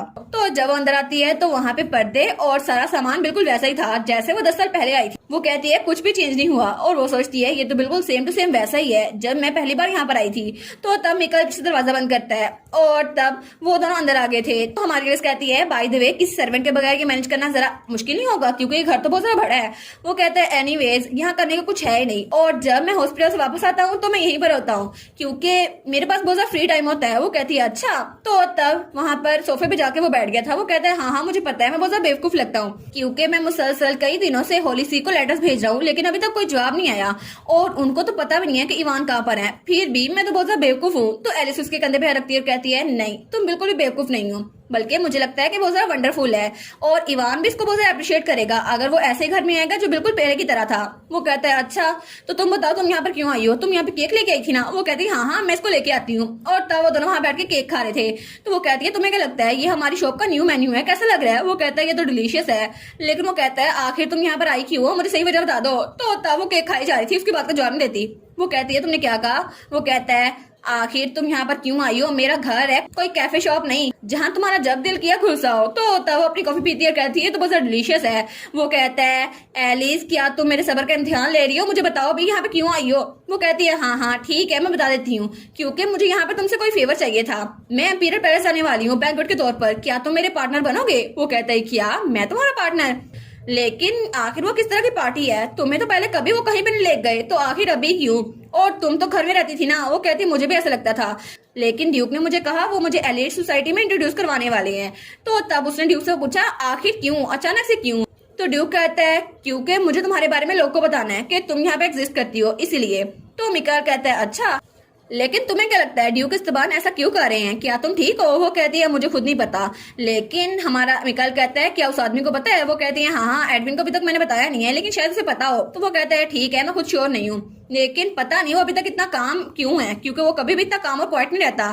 तो हमारी सोचती है क्योंकि एडमिन ने कहा था कि ये मेरी बहन नहीं है और अभी भी वो ऐसा ही कहेगा क्योंकि हम फैमिली नहीं है और हम लोग ब्लड रिलेटेड है ही नहीं। तो शायद अगर मैं उससे पूछूं तो फिर से वो वही कहेगा जब हम छोटे थे। तो वो कहती है ठीक है तो तुम मुझे बताओ क्या तुम मेरे पार्टनर बनोगे। वो कहते हैं हाँ मैं तुम्हारा पार्टनर बनूंगा। वो कहती है क्या सच में। वो कहता है हाँ मैं पार्टी में तुम्हारा पार्टनर बन के जाऊंगा। वो कहती है सच्ची, thank U L, thank you so much. लेकिन वो सोचती है एक मिनट ये तो कोई ऐसी चीज है जो ओरिजिनल स्टोरी में हुई नहीं थी और असल में ये जो बैंक्वेट होनी थी यहाँ पर तो एडविन और इवान इकट्ठे गए थे और पहली बार दो लड़कों ने इकट्ठे पार्टी अटेंड की थी और सबको इसमें बहुत ज्यादा दर्शन हुआ था। लेकिन वो कहती है एल क्या सच में तुम एडविन के साथ नहीं जाना चाहोगे। वो कहता है तुम मेरा मजाक उड़ा दियो, मैं आखिर एक लड़के के साथ क्यों जाऊंगा। और दूसरी तरफ हमें एडविन का ऑफिस दिखाया रहता है जहाँ पर उसके सामने अलोइस खड़ा था। वो कहता है एलिस एम्पीरियल पार्टी को अटेंड कर रही है और इसके अलावा ड्यूक इस्तेमाल लेडी एलिस को एक्नॉलेज करने वाले हैं ऑफिशियली। तो वो कहता है अच्छा लेकिन तुम्हें क्या लगता है कि मेरे फादर को इस सबसे क्या मिलने वाला है। तो अलोइस कहता है वेल मुझे खुद नहीं पता। तो वो कहता है ठीक है पता कराओ। तो अलोइस कहता है जी मैं समझ गया और उसके बाद वो कहता है मैं बाहर निकलता हूँ। तो तब एडमिन सोचता है मुझे तो खुद नहीं पता कि मेरा फादर आखिर सोच क्या रहा है लेकिन ये तो बहुत ज्यादा मुश्किल होने वाला है। और तब सीन शुरू होता है और हमें रात का वक्त दिखा रहता है जब हमारी एलिस कमरे में आती है। वो कहती है मैं तो बहुत ज्यादा थक गई हूँ और तब वो बेड पे आते हुए लेटने लगती है। वो कहती है ऑफ कोर्स एक दिन का बेड रेस्ट मेरे लिए अच्छा होगा। लेकिन तभी उसके कमरे में कोई महसूस होता है। वो कहती है क्या यहाँ पर कौन है। तो वहां सोफे पे कोई लेटा हुआ था। वो कहती है कौन, ये कौन आ गया। तो वो जल्दी से बैठ के नीचे हो जाती है। वो कहती है आखिर ये किस तरह की न्यू हैरेसमेंट है, पहले तो मेरे दरवाजे पे दस्तक देते थे मेरे कमरे में भी आ गए हैं। लेकिन जब वो गौर से देखती है तो वहां पे एडविन था जो आराम से सोफे पे सोया हुआ था। तो वो कहती है एडविन इसने तो मुझे डरा ही दिया लेकिन यहाँ पर कर क्या रहा है। और वो उसके पास होती है और सोचती है ओरिजिनल में तो एडविन मिकाइल के साथ गया था पार्टी में लेकिन अभी तो बिल्कुल अलग हो गया है और एडविन पता नहीं शायद अकेला जाएगा। और तब उसको देखती है वो सोचती है चलो अच्छा हुआ अब ये जमीन पे नहीं सो रहा, सोफे पे तो सो गया है। और तब उसके बालों की तरफ हाथ बढ़ाती है तो एडविन की आंख खुल जाती है। वो कहती है ओ ये उठ गया। तो एडविन उसका हाथ पकड़ लेता है। वो कहती है क्या। तो एडविन उसका हाथ अपने चेहरे पे रखता है। वो कहती है एडविन तुम ठीक तो हो ना। तो तब एडविन तो बिल्कुल बिल्ली बना हुआ था। वो सोचती है चलो अच्छा हुआ ये पूरी तरह जागा नहीं है। तो तभी वो उठ के बैठता है। वो कहता है एलिस क्या तुम एम्पीरियल पार्टी में जा रही हो। वो कहती है हाँ मैं जा रही हूँ लेकिन तुम्हें कैसे पता। तो एडविन कहता है क्या तुम्हें अभी तक अपना पार्टनर मिला, अगर नहीं मिला तो मैं तुम्हारे साथ जा सकता हूँ। वो सोचती है क्या कैसे सुन लिया ड्यूक इस जबान से मैं पार्टी में जा रही हूँ। वो कहती है नहीं मैंने अपना माइंड पहले बना लिया है क्योंकि मेरा पार्टनर कोई और है। तो एडविन कहता है अच्छा कौन है तुम्हारा पार्टनर। तो वो कहती है मैं तो मिकाइल के साथ जाने वाली हूँ और वो तो बड़ी खुश थी। तो एडविन कहता है क्या मिकाइल के साथ, उसी लड़के के साथ? आखिर तुम उसके साथ क्यों जाओगी? और वो थोड़ा जेलस हो रहा था तो हमारी एलिस उठते हुए कहती है मैंने डिसाइड किया कि मैं मिकाइल के साथ जाऊंगी। तो वो कहता है अगर तुम उसके साथ पार्टी में गई तो बहुत सारी चीजें होंगी, तो क्या तुम आना के साथ नहीं जाना चाहोगी? वो कहती है क्या आना के साथ? और वो सोचती है ओरिजिनल नाम में तो एडविन और मिकाइल साथ गए थे, तो शायद ही चाहता है कि मिकाइल के साथ जाए, लेकिन उस स्टूपिड को क्या पता कि वो तो हमारी एलिस के साथ जाना चाहते हैं। तो वो कहती है लेकिन तुम्हें पता है ना कि हम लोग सेम जेंडर वालों के साथ नहीं जा सकते। तो वो कहता है हाँ, लेकिन अगर ऐसा ही है तो मैं तुम्हारे साथ चलूंगा। वो कहती है क्या?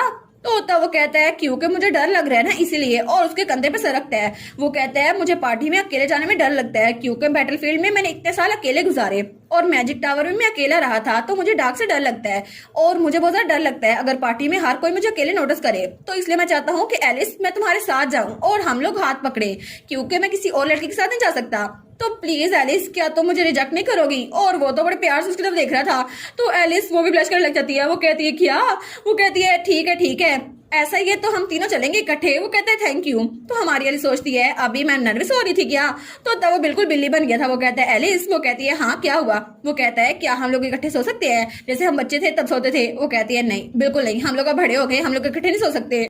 और तब सीन चल होता है और हमारी एलिस, एडविन और ड्यूक इस्तबान वहां पर डाइनिंग टेबल पे बैठे थे। वो सोचती है हम लोग कितने अरसे बाद ऐसे खाना खा रहे हैं ना, और मुझे फिर से सुफोकेटेड फील हो रहा है। वो कहती है चलो आराम से खाना खाती हूँ। तो ड्यूक कहता है तुम दोनों विक्ट्री पार्टी को अटेंड करने वाले हो तो पहले से तैयारी कर लो और जल्द ही मैं तुम्हारे लिए एक टीचर अरेंज कर दूंगा एलिस। तो एलिस कहती है जी मैं समझ गई। तो तब वो कहता है एलिस का क्या तुमने अपने लिए कोई पार्टनर चुना? वो कहती है जी मैंने चुन लिया, मैं मिकाइल और एडविन दोनों के साथ जाने वाली हूँ। तो ड्यूक वाइन पी रहा था, उसको ग्लास वहीं पर रुक जाता है। वो कहता है क्या तुम इन दोनों के साथ जाने वाली हो? तो तब एडविन कहता है हाँ मैं स्ट्रेंजर्स के इर्द गिर्द बहुत ज्यादा शाई हूँ। वो कहता है अनबिलीवेबल, इस केस में तो तुम अकेले भी जा सकते हो ना, तुम्हें किसी पार्टनर की जरूरत नहीं है। तो एलिस कहती है क्या इसको जरूरत नहीं है? वो कहता है क्योंकि मुझे क्राउडेड जगह पे अकेले जाने से डर लगता है इसलिए मैं उसके साथ जा रहा हूँ। तो तभी वो एलिस को अपनी प्लेट देने लगता है। वो कहता है एलिस इसे खाओ ना, बहुत ज्यादा डिलीशियस है। तो एलिस कहती है बस कर दो, तुम्हारा झूठ पकड़ा गया।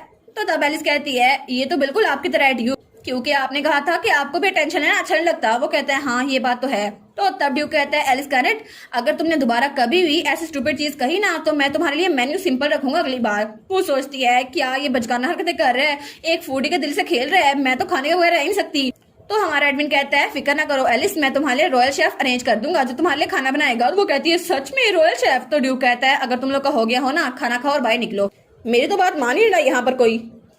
हमें एक टेम्पल दिखाया जाता है और रात का वक्त था। वहां पे एक प्रीस्ट मूर्ति के सामने झुका हुआ था और तब वो तो प्रे किया जा रहा था, लेकिन तभी वहां पर एक और प्रीस्ट आता है। वो कहता है पोप।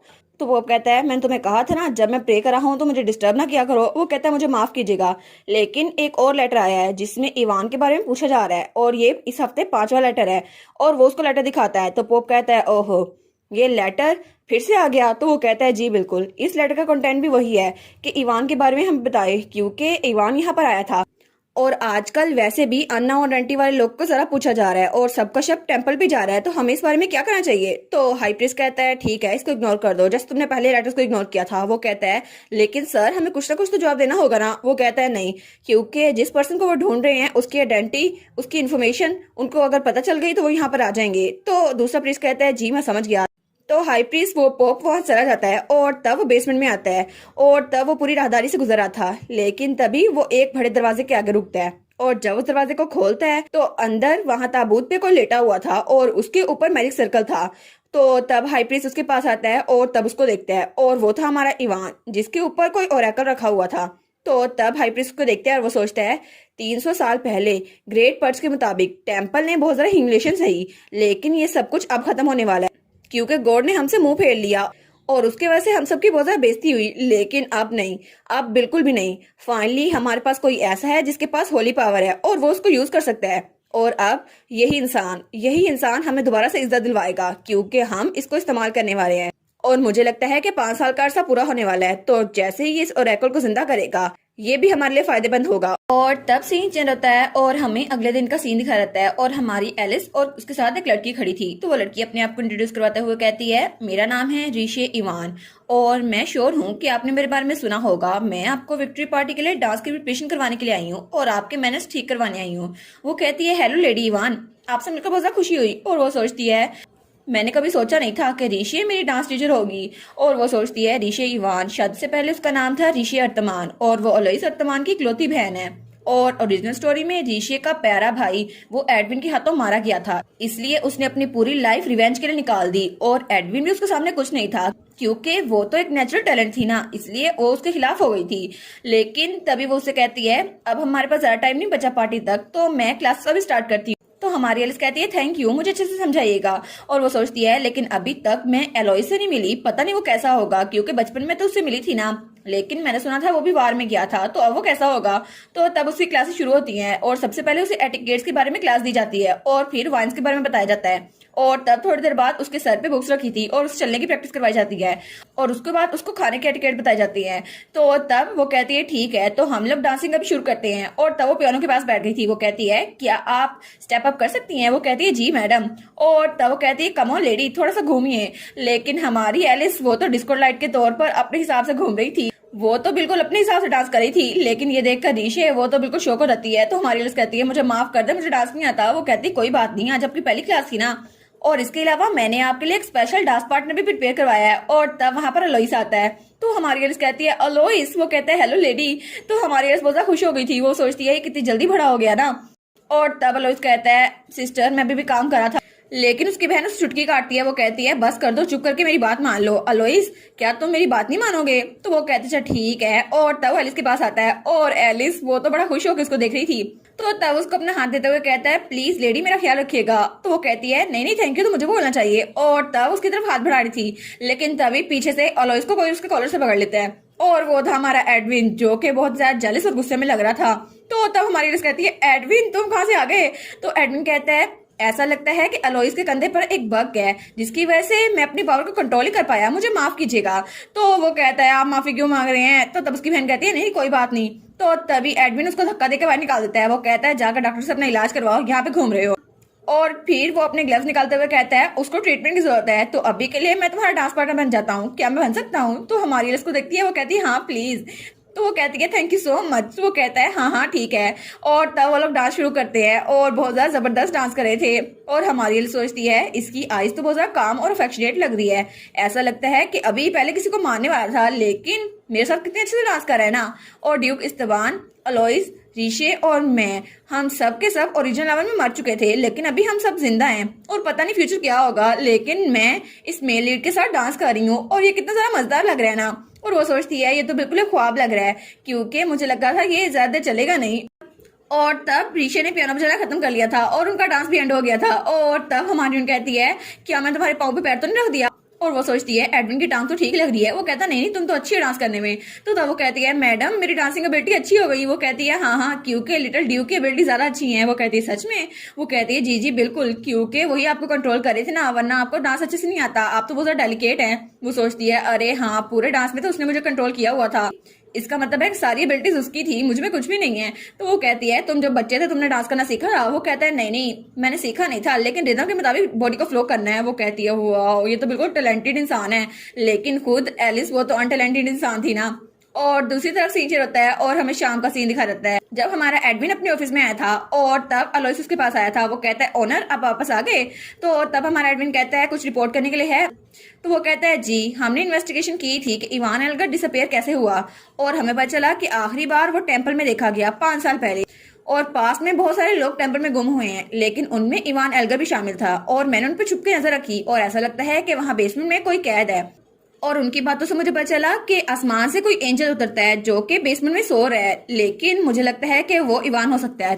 तो एडविन कहता है तुम्हें सच में लगता है वो इवान एल्गर होगा? वो कहता है जी मुझे तो ऐसे ही लगता है। तो वो कहता है ठीक है हमें सबको पता करना होगा। तो लॉइस कहता है लेकिन क्या आपने मुझे पहले बताया नहीं था कि इवान एल्गर के पास स्पेशल एबिलिटीज हैं? तो क्या पता ये उसकी डिवाइन पावर की वजह से हो कि उसको वहाँ पे कैद करके रखा गया है। तो एडविन कहता है अच्छा फिर तो हमें इसकी ज्यादा जांच करनी चाहिए क्योंकि हम उसे वहाँ अकेला नहीं छोड़ सकते। और तब सीन चेंज होता है और हमें कुछ दिनों बाद का सीन दिखा जाता है और हमारी हीरोइन का महल। तो वो कहती है ओ माय गॉड सच में तुम दोनों इकट्ठे की तरह प्यारे लग रहे हो ना। और तब एडविन और मिकाइल वहां पर थे। तो मिकाइल कहता है तुम क्या कह रही हो, तुमने कुछ गलत तो नहीं कह दिया? तो तब मिकाइल कहता है एनीवेज तुमने मुझे अपना पार्टनर बनने के लिए क्यों कहा? वो कहती है तुमने एग्री कर दिया था ना और एडविन ने चाहा था हम तीनों इकट्ठे जाएं और वैसे भी कोई वजह नहीं थी कि हम अपने प्रॉमिस को चेंज कर दे हैं ना। वो कहते हैं इतना भी सिंपल मैटर नहीं है। तो तब एडविन कहता है एलिस? तो एलिस कहती है हाँ क्या हुआ? तो वो कहता है ये ड्रेस तुम पे बहुत ज्यादा अच्छा लग रहा है एलिस। तो वो कहती है अच्छा लेकिन मुझे लगा था ये मुझ पे सूट नहीं करेगा। लेकिन उसे याद आता है आना तो उसके पीछे पड़ गई थी कि लिटिल मिस मैं आपको तैयार करती हूँ, आप तो बहुत ही ज्यादा प्यारी लगेंगी। तो वो सोचती है आना ने तो बहुत ज्यादा मेहनत की थी मुझे तैयार करने में। तो तब वो एडविन और मिकाइल दोनों को हाथ पकड़ती है। वो कहती है चलो ना हम चलते हैं, वैसे भी हमें देरी हो रही है। और वो तो बड़ी खुश थी कि हम तीनों इकट्ठे जाएंगे, लेकिन उसको देखकर वो दोनों ब्लश करने लग जाती हैं। तो तभी हमारी एलिस कहती है जल्दी करो ना हम चलते हैं। तो तब एडविन तो घूर के हमारे मिकाइल और एलिस के हाथ को देख रहा था। तो वो कहती है जरा ना सोचो ना मेरे साथ चलो। तो तभी एडविन मिकाइल के हाथ पे हाथ मारता है। वो कहता है बस कर दो, उसे टच ना करो। तो मिकाइल कहता है तुम्हें मसला क्या है, आखिर तुम क्रेजी बास्टर्ड, तुम तो बिल्कुल पागल हो। तो एलिस वो उन दोनों को देख रही थी। वो सोचती है मुझे कबाब में हड्डी नहीं बना चाहिए। और वो कहती है तुम दोनों हाथ पकड़ के आ जाना, मैं जा रही हूँ। और वो बग्गी में बैठ गई थी। तो तभी मिकाइल कहता है आखिर तुम सोच क्या रही हो। लेकिन एडविन वो तो पहले ही जा चुका था ताकि उसे एलिस के साथ वाली सीट मिले। हमें पार्टी का सीन दिखा रहता है और वहां पर बहुत ज्यादा लोग थे। और तभी हमारी एलिस एडविन और मिकाइल दोनों का हाथ पकड़ के पार्टी में आती है। तो सब लोग उन्हीं देख रहे थे। तो सब लोग की नजरें उन्हीं पर थी। तो हमारी हीरोइन सोचती है सब लोग इन दोनों की ब्यूटी से बहुत ज्यादा ब्लोन अप हो गए होंगे, है ना, ये दोनों कितने ज्यादा प्यारे हैं ना। तो तभी उनमें से एक लड़की कहती है ये एक साथ दो पार्टनर्स को ले आई, ये कितना ज्यादा बुरा लगता है ना, पूरी हिस्ट्री में कभी ऐसा नहीं हुआ। तो तब दूसरी कहती है लेकिन ये लड़की ये तो उसी औरत की बेटी है ना जिसने पुरानी डचेस का कत्ल किया था, और ऑफ कोर्स ये उसकी ब्लड लाइन से है ना, इसीलिए इसका एटीट्यूड बिल्कुल ऐसा ही है और इसने इन दोनों को काबू किया होगा ना। और वो तो कुछ ऐसा इमेजिन कर लेती हैं कि एलिस ने एडविन और मिकाइल को अपने काबू में रखा हुआ है। और वो लोग तो बहुत ज्यादा शौक हो गए थे कि ये लड़की ज्यादा चालाक है। लेकिन तभी मिकाइल और एडविन मुड़कर उनको देखते हैं और मिकाइल तो बड़ा घूर के देखता है। वो कहता है आखिर तुम लोग बोल क्या रहे हो। तो तब एडविन बड़ा घूर के उनको देखता है। वो अपनी आंखों से कहता है इन सबको मैं मार देता हूँ। लेकिन हमारी एलिस वो तो आगे चली गई थी और मिकाइल और एडविन तो पीछे सबको घूरी जा रहे थे। और तभी उसको ऋषि नजर आती है, उसके डांस टीचर। वो कहती है लेडी इवान आप कैसी हैं। तो वो कहती है आप तो बहुत ज्यादा अच्छी लग रही हैं, क्या आपकी हस्बैंड है ये। तो वो कहती है जी जी ये मेरे हस्बैंड है, इनसे मिले। तो उसका हस्बैंड अपने आप को इंट्रोड्यूस करवाता है। वो कहता है मेरा नाम है रेमंड इवान। तो हमारी एलिस अपने आप को इंट्रोड्यूस करवाती है। वो कहती है आपसे मिलकर बहुत ज्यादा खुशी हुई, मेरा नाम है एलिस गार्नेट। तो तब वो कहती है एडविन मिकाइल इधर आओ ना, मैं तुम्हें किसी से मिलवाती हूँ। और तब उन दोनों को ऋषि और उसके हस्बैंड से मिलवा रही थी। लेकिन वो सोचती है ओरिजिनल स्टोरी में तो रेमंड इवान वो भी एडविन का विक्टिम बन चुका था और उसने ऋषि को बचाने की कोशिश की थी जो अपने भाई की वजह से मरने वाली थी। लेकिन तभी वो एक तरफ देखती है और वो सोचती है इस जगह पर पता नहीं कितने सारे लोग हैं जो ओरिजिनल स्टोरी में मर चुके थे, लेकिन अभी पता नहीं ओरिजिनल स्टोरी के आखिर में कितने लोग जिंदा बचे थे और अब तक तो सारी जिंदा हैं। तो तभी वो कहती है ऐसा लगता है कि आप एल्गर फैमिली के बेटे हैं ना, ड्यूक एस्टेबान के पर्सनल डॉक्टर। तो तब ऋषि उसकी तारीफ कर रही थी। वो कहती है मिकाइल आप तो सबसे यंगेस्ट जीनियस डॉक्टर है ना जिसके पास डिग्री है। वो कहता है नहीं नहीं मैं इतना भी ग्रेट नहीं हूँ। और दिल में सोचता है मैं इतना टैलेंटेड नहीं हूँ लेकिन बाकी सारे के सारे स्टूपिड हैं। तो हमारी सोचती है मैं इसकी सोच पढ़ सकती हूँ। तो तभी उसके पास एडविन आता है। तो वो कहती है क्या हुआ एडविन। लेकिन तभी वहां पर दो लोग और आते हैं, एक बाप और बेटी, और वो लोग बहुत ज्यादा प्यारे लग रहे थे। तो हमारी एलिस उनको देखती है। वो सोचती है अनबिलीवेबल। तो तभी उनमें से जो फादर था वो कहता है रेचल मैं देखना चाहता हूँ आज होता क्या है। तो तभी वो लड़की कहती है ओ माय गॉड डैड, सब लोग सुन सकते हैं आप क्या कह रहे हैं, वैसे भी मैं पहली बार यहाँ थोड़ी ना आई हूँ। लेकिन तभी वो पीछे मुड़कर देखती है। तो तब हमारी एलिस तो भाग के वहां पर आ रही थी। वो कहती है डियर कस्टमर आप यहाँ पर आ गई। तो वो लड़की बड़ी खुश हो गई थी। वो कहती है ओ माय गॉड मुझे यकीन नहीं होता कि मैं आपसे यहाँ पर मिल रही हूँ मैनेजर। और दोनों एक दूसरे के गले लग गई थी। तो दोनों कहती हैं कस्टमर मैनेजर, लेकिन उनको सारे के सारे देखने लग जाते हैं। तो तभी वो थोड़ा तमीज से पीछे होती हैं और तब एक दूसरे को इंट्रोड्यूस करवाती हैं अपने आप को। तो हमारी एलिस कहती है मेरा नाम है एलिस गार्नेट। तो वो कहती है मेरा नाम है रेचल विगमैन। और वो दोनों सोचती हैं ठीक है हमें थोड़ा पोलाइट होना होगा। और तब हमारी एलिस को याद आता है ये मेरी बेकरी में आई थी और मैंने इसको ब्रेड दिए थे और उसको ब्रेड बड़े पसंद आए थे। तो वो कहती है मैं इमेजिन नहीं कर सकती कि वो बेकरी एक ड्यूक की बेटी चला रही थी। वो कहती है नहीं आप फिक्र ना करे, वैसे मैं कौन सा उनकी बेटी हूँ, लेकिन प्लीज वो बेकरी पे जरूर आइएगा। और तभी वो दोनों तो बड़ी खुश थी। लेकिन तभी पीछे से कोई इनको बुलाता है। तो रेचल कहती है अरे हाँ मैंने आपको कहा था ना पिछली बार, आपको देखकर मुझे किसी की याद आती है तो मैं आपको किससे मिलवाना चाहती हूँ। ये इंसान ये मेरे फादर है। आप दोनों बिल्कुल एक जैसे दिखते हैं क्योंकि दोनों की ब्लू आईज थी। तो रेचल कहती है मुझे लगता है कि हम दोनों लॉस्ट सिस्टर्स हैं, है ना डैड। तो उसका डैड कहता है बस करो रेचल मेरी डिग्निटी खराब ना करो। तो तभी वो लोग आपस में बातें किए जा रहे थे। तो हमारी एलिस अपने आप को इंट्रोड्यूस करवाती है। लेकिन वो तीनों तो बड़े खुश थे और सच में एक फैमिली लग रहे थे। और दूर से एडविन को घूर के देख रहा था। वो तो बहुत ज्यादा जेलस हो रहा था कि एलिस मुझे छोड़कर बाकी के साथ क्यों बात कर रही है। तभी एडविन उनकी तरफ बढ़ने लगता है और वो उससे पूछने लगता है क्या हम लोग इकट्ठे डांस कर सकते हैं। लेकिन उससे पहले ही रेचल और एलिस दोनों इकट्ठे डांस के लिए जा चुके थे। वो कहती है हाँ हाँ मैं डांस करके बड़ा मजा आएगा। तो पीछे से मिकाइल कहता है एलिस ये कुछ ज्यादा अजीब नहीं है, लोग तुम लोग के बारे में बातें बनाएंगे कि सेम जेंडर वाले डांस कैसे कर सकते हैं। तो रेचल कहती है चाहे ये एटिकेट हो या मैनर ना हो, लेकिन मेरे पास पावर है और मैं इस पोजीशन पे हूँ कि एलिस के साथ डांस कर सकूं। और एलिस कहती है हाँ हाँ कस्टमर आप तो बड़ी जरा कूल है। और पीछे से उनका डैड उन दोनों को देखता रह जाता है और वो दोनों खुशी खुशी वहां से जा रही थी। तो तब उसका डैड कहता है मुझे पता है ये मेरी बेटी है, लेकिन फिर भी कभी कभी ऐसी बातें करती है, मुझे चुका देती है। और तब पीछे वो दोनों मेल लीड्स मिकाइल और एडविन अकेले रह गए थे और वो दोनों लड़कियां इकट्ठे डांस कर रही थी बड़ी खुशी से। और एडविन को तो बड़ी जेलसी हो रही थी कि आखिर एलिस मुझे छोड़कर उसके साथ डांस कैसे कर सकती है। तो मिकाइल कहता है ओए अपने दिमाग में बुरी थॉट्स ना लाओ, तुम उसको मार नहीं सकते और वैसे भी एलिस को जो चीजें पसंद है ना उसको डिस्ट्रॉय ना करो। और क्या सच में ये ट्रस्ट किया जा सकता है। तो एडविन कुछ नहीं बोलता, लेकिन हमारी एलिस तो बड़ी जरा खुश थी और रेचल भी। तो वो कहता है लेकिन इंसानों के बारे में कभी भी कुछ भी हो सकता है। तो मिकाइल कहता है लेकिन एलिस को अगर पता चल गया तुम किस तरह के इंसान हो तो बहुत ज्यादा बुरा होगा। तो एडविन कहता है मिकाइल एल्गर तुमने तो बहुत ज्यादा मेहनत की होगी ना डॉक्टर बनने के लिए, तो जरा अपने काबू में रहो। तो वो कहता है किया। तब पीछे से लोइस आता है, वो कहता है डियर सर, और उसके कान में कुछ कहता है। तो तब एडविन बहुत ज्यादा घूर के उसको देखता है और वहां से मुड़ जाता है। तो मिकाइल कहता है क्या हुआ इसको, ये अब कहाँ जा रहा है। लेकिन अलोइस और एडविन वहां से जा रहे थे और तब वो दूर से देखते हैं तो वहां पर उसका फादर था ड्यूक इस्टबान। लेकिन जब ड्यूक उसको देखते हैं वो उसको स्माइल देता है, लेकिन एडविन उसको इग्नोर करके वहां चला जाता है। और तब रेचल और एलिस ने डांस खत्म कर दिया था। वो कहती है ठीक है लेडी, मैं दोबारा आपके बेकरी शॉप में आऊंगी ब्रेड लेने के लिए। वो कहती है हाँ हाँ ठीक है। तो तब वो सोचती है ड्यूक ऑफ विंगमैन है ना, ये तो एम्पर के ग्रैंडसन थे ना, और तब ये बेस्ट कैंडिडेट थे एम्पर के बाद। लेकिन बाद में जब असल स्टोरी में एम्पर मर गया था तो तब मेल लीड को सपोर्ट करने के लिए यही साथ थे और तब ये खुद पीछे हो गए थे ताकि एडविन एम्पर बन सके।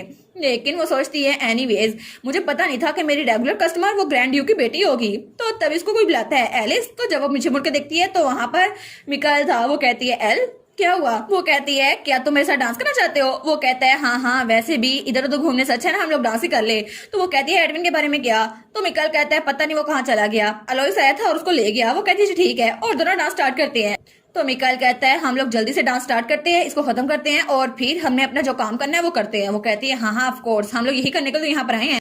और तब उन लोगों ने डांस शुरू किया था और 2 मिनट बाद उन्होंने डांस खत्म भी कर लिया था और दोनों ही बड़े खुश थे कि हमने डांस कर लिया है। तो तब वो कहती है ठीक है अब चल के केक खाते हैं जो हम खाने के लिए आए थे।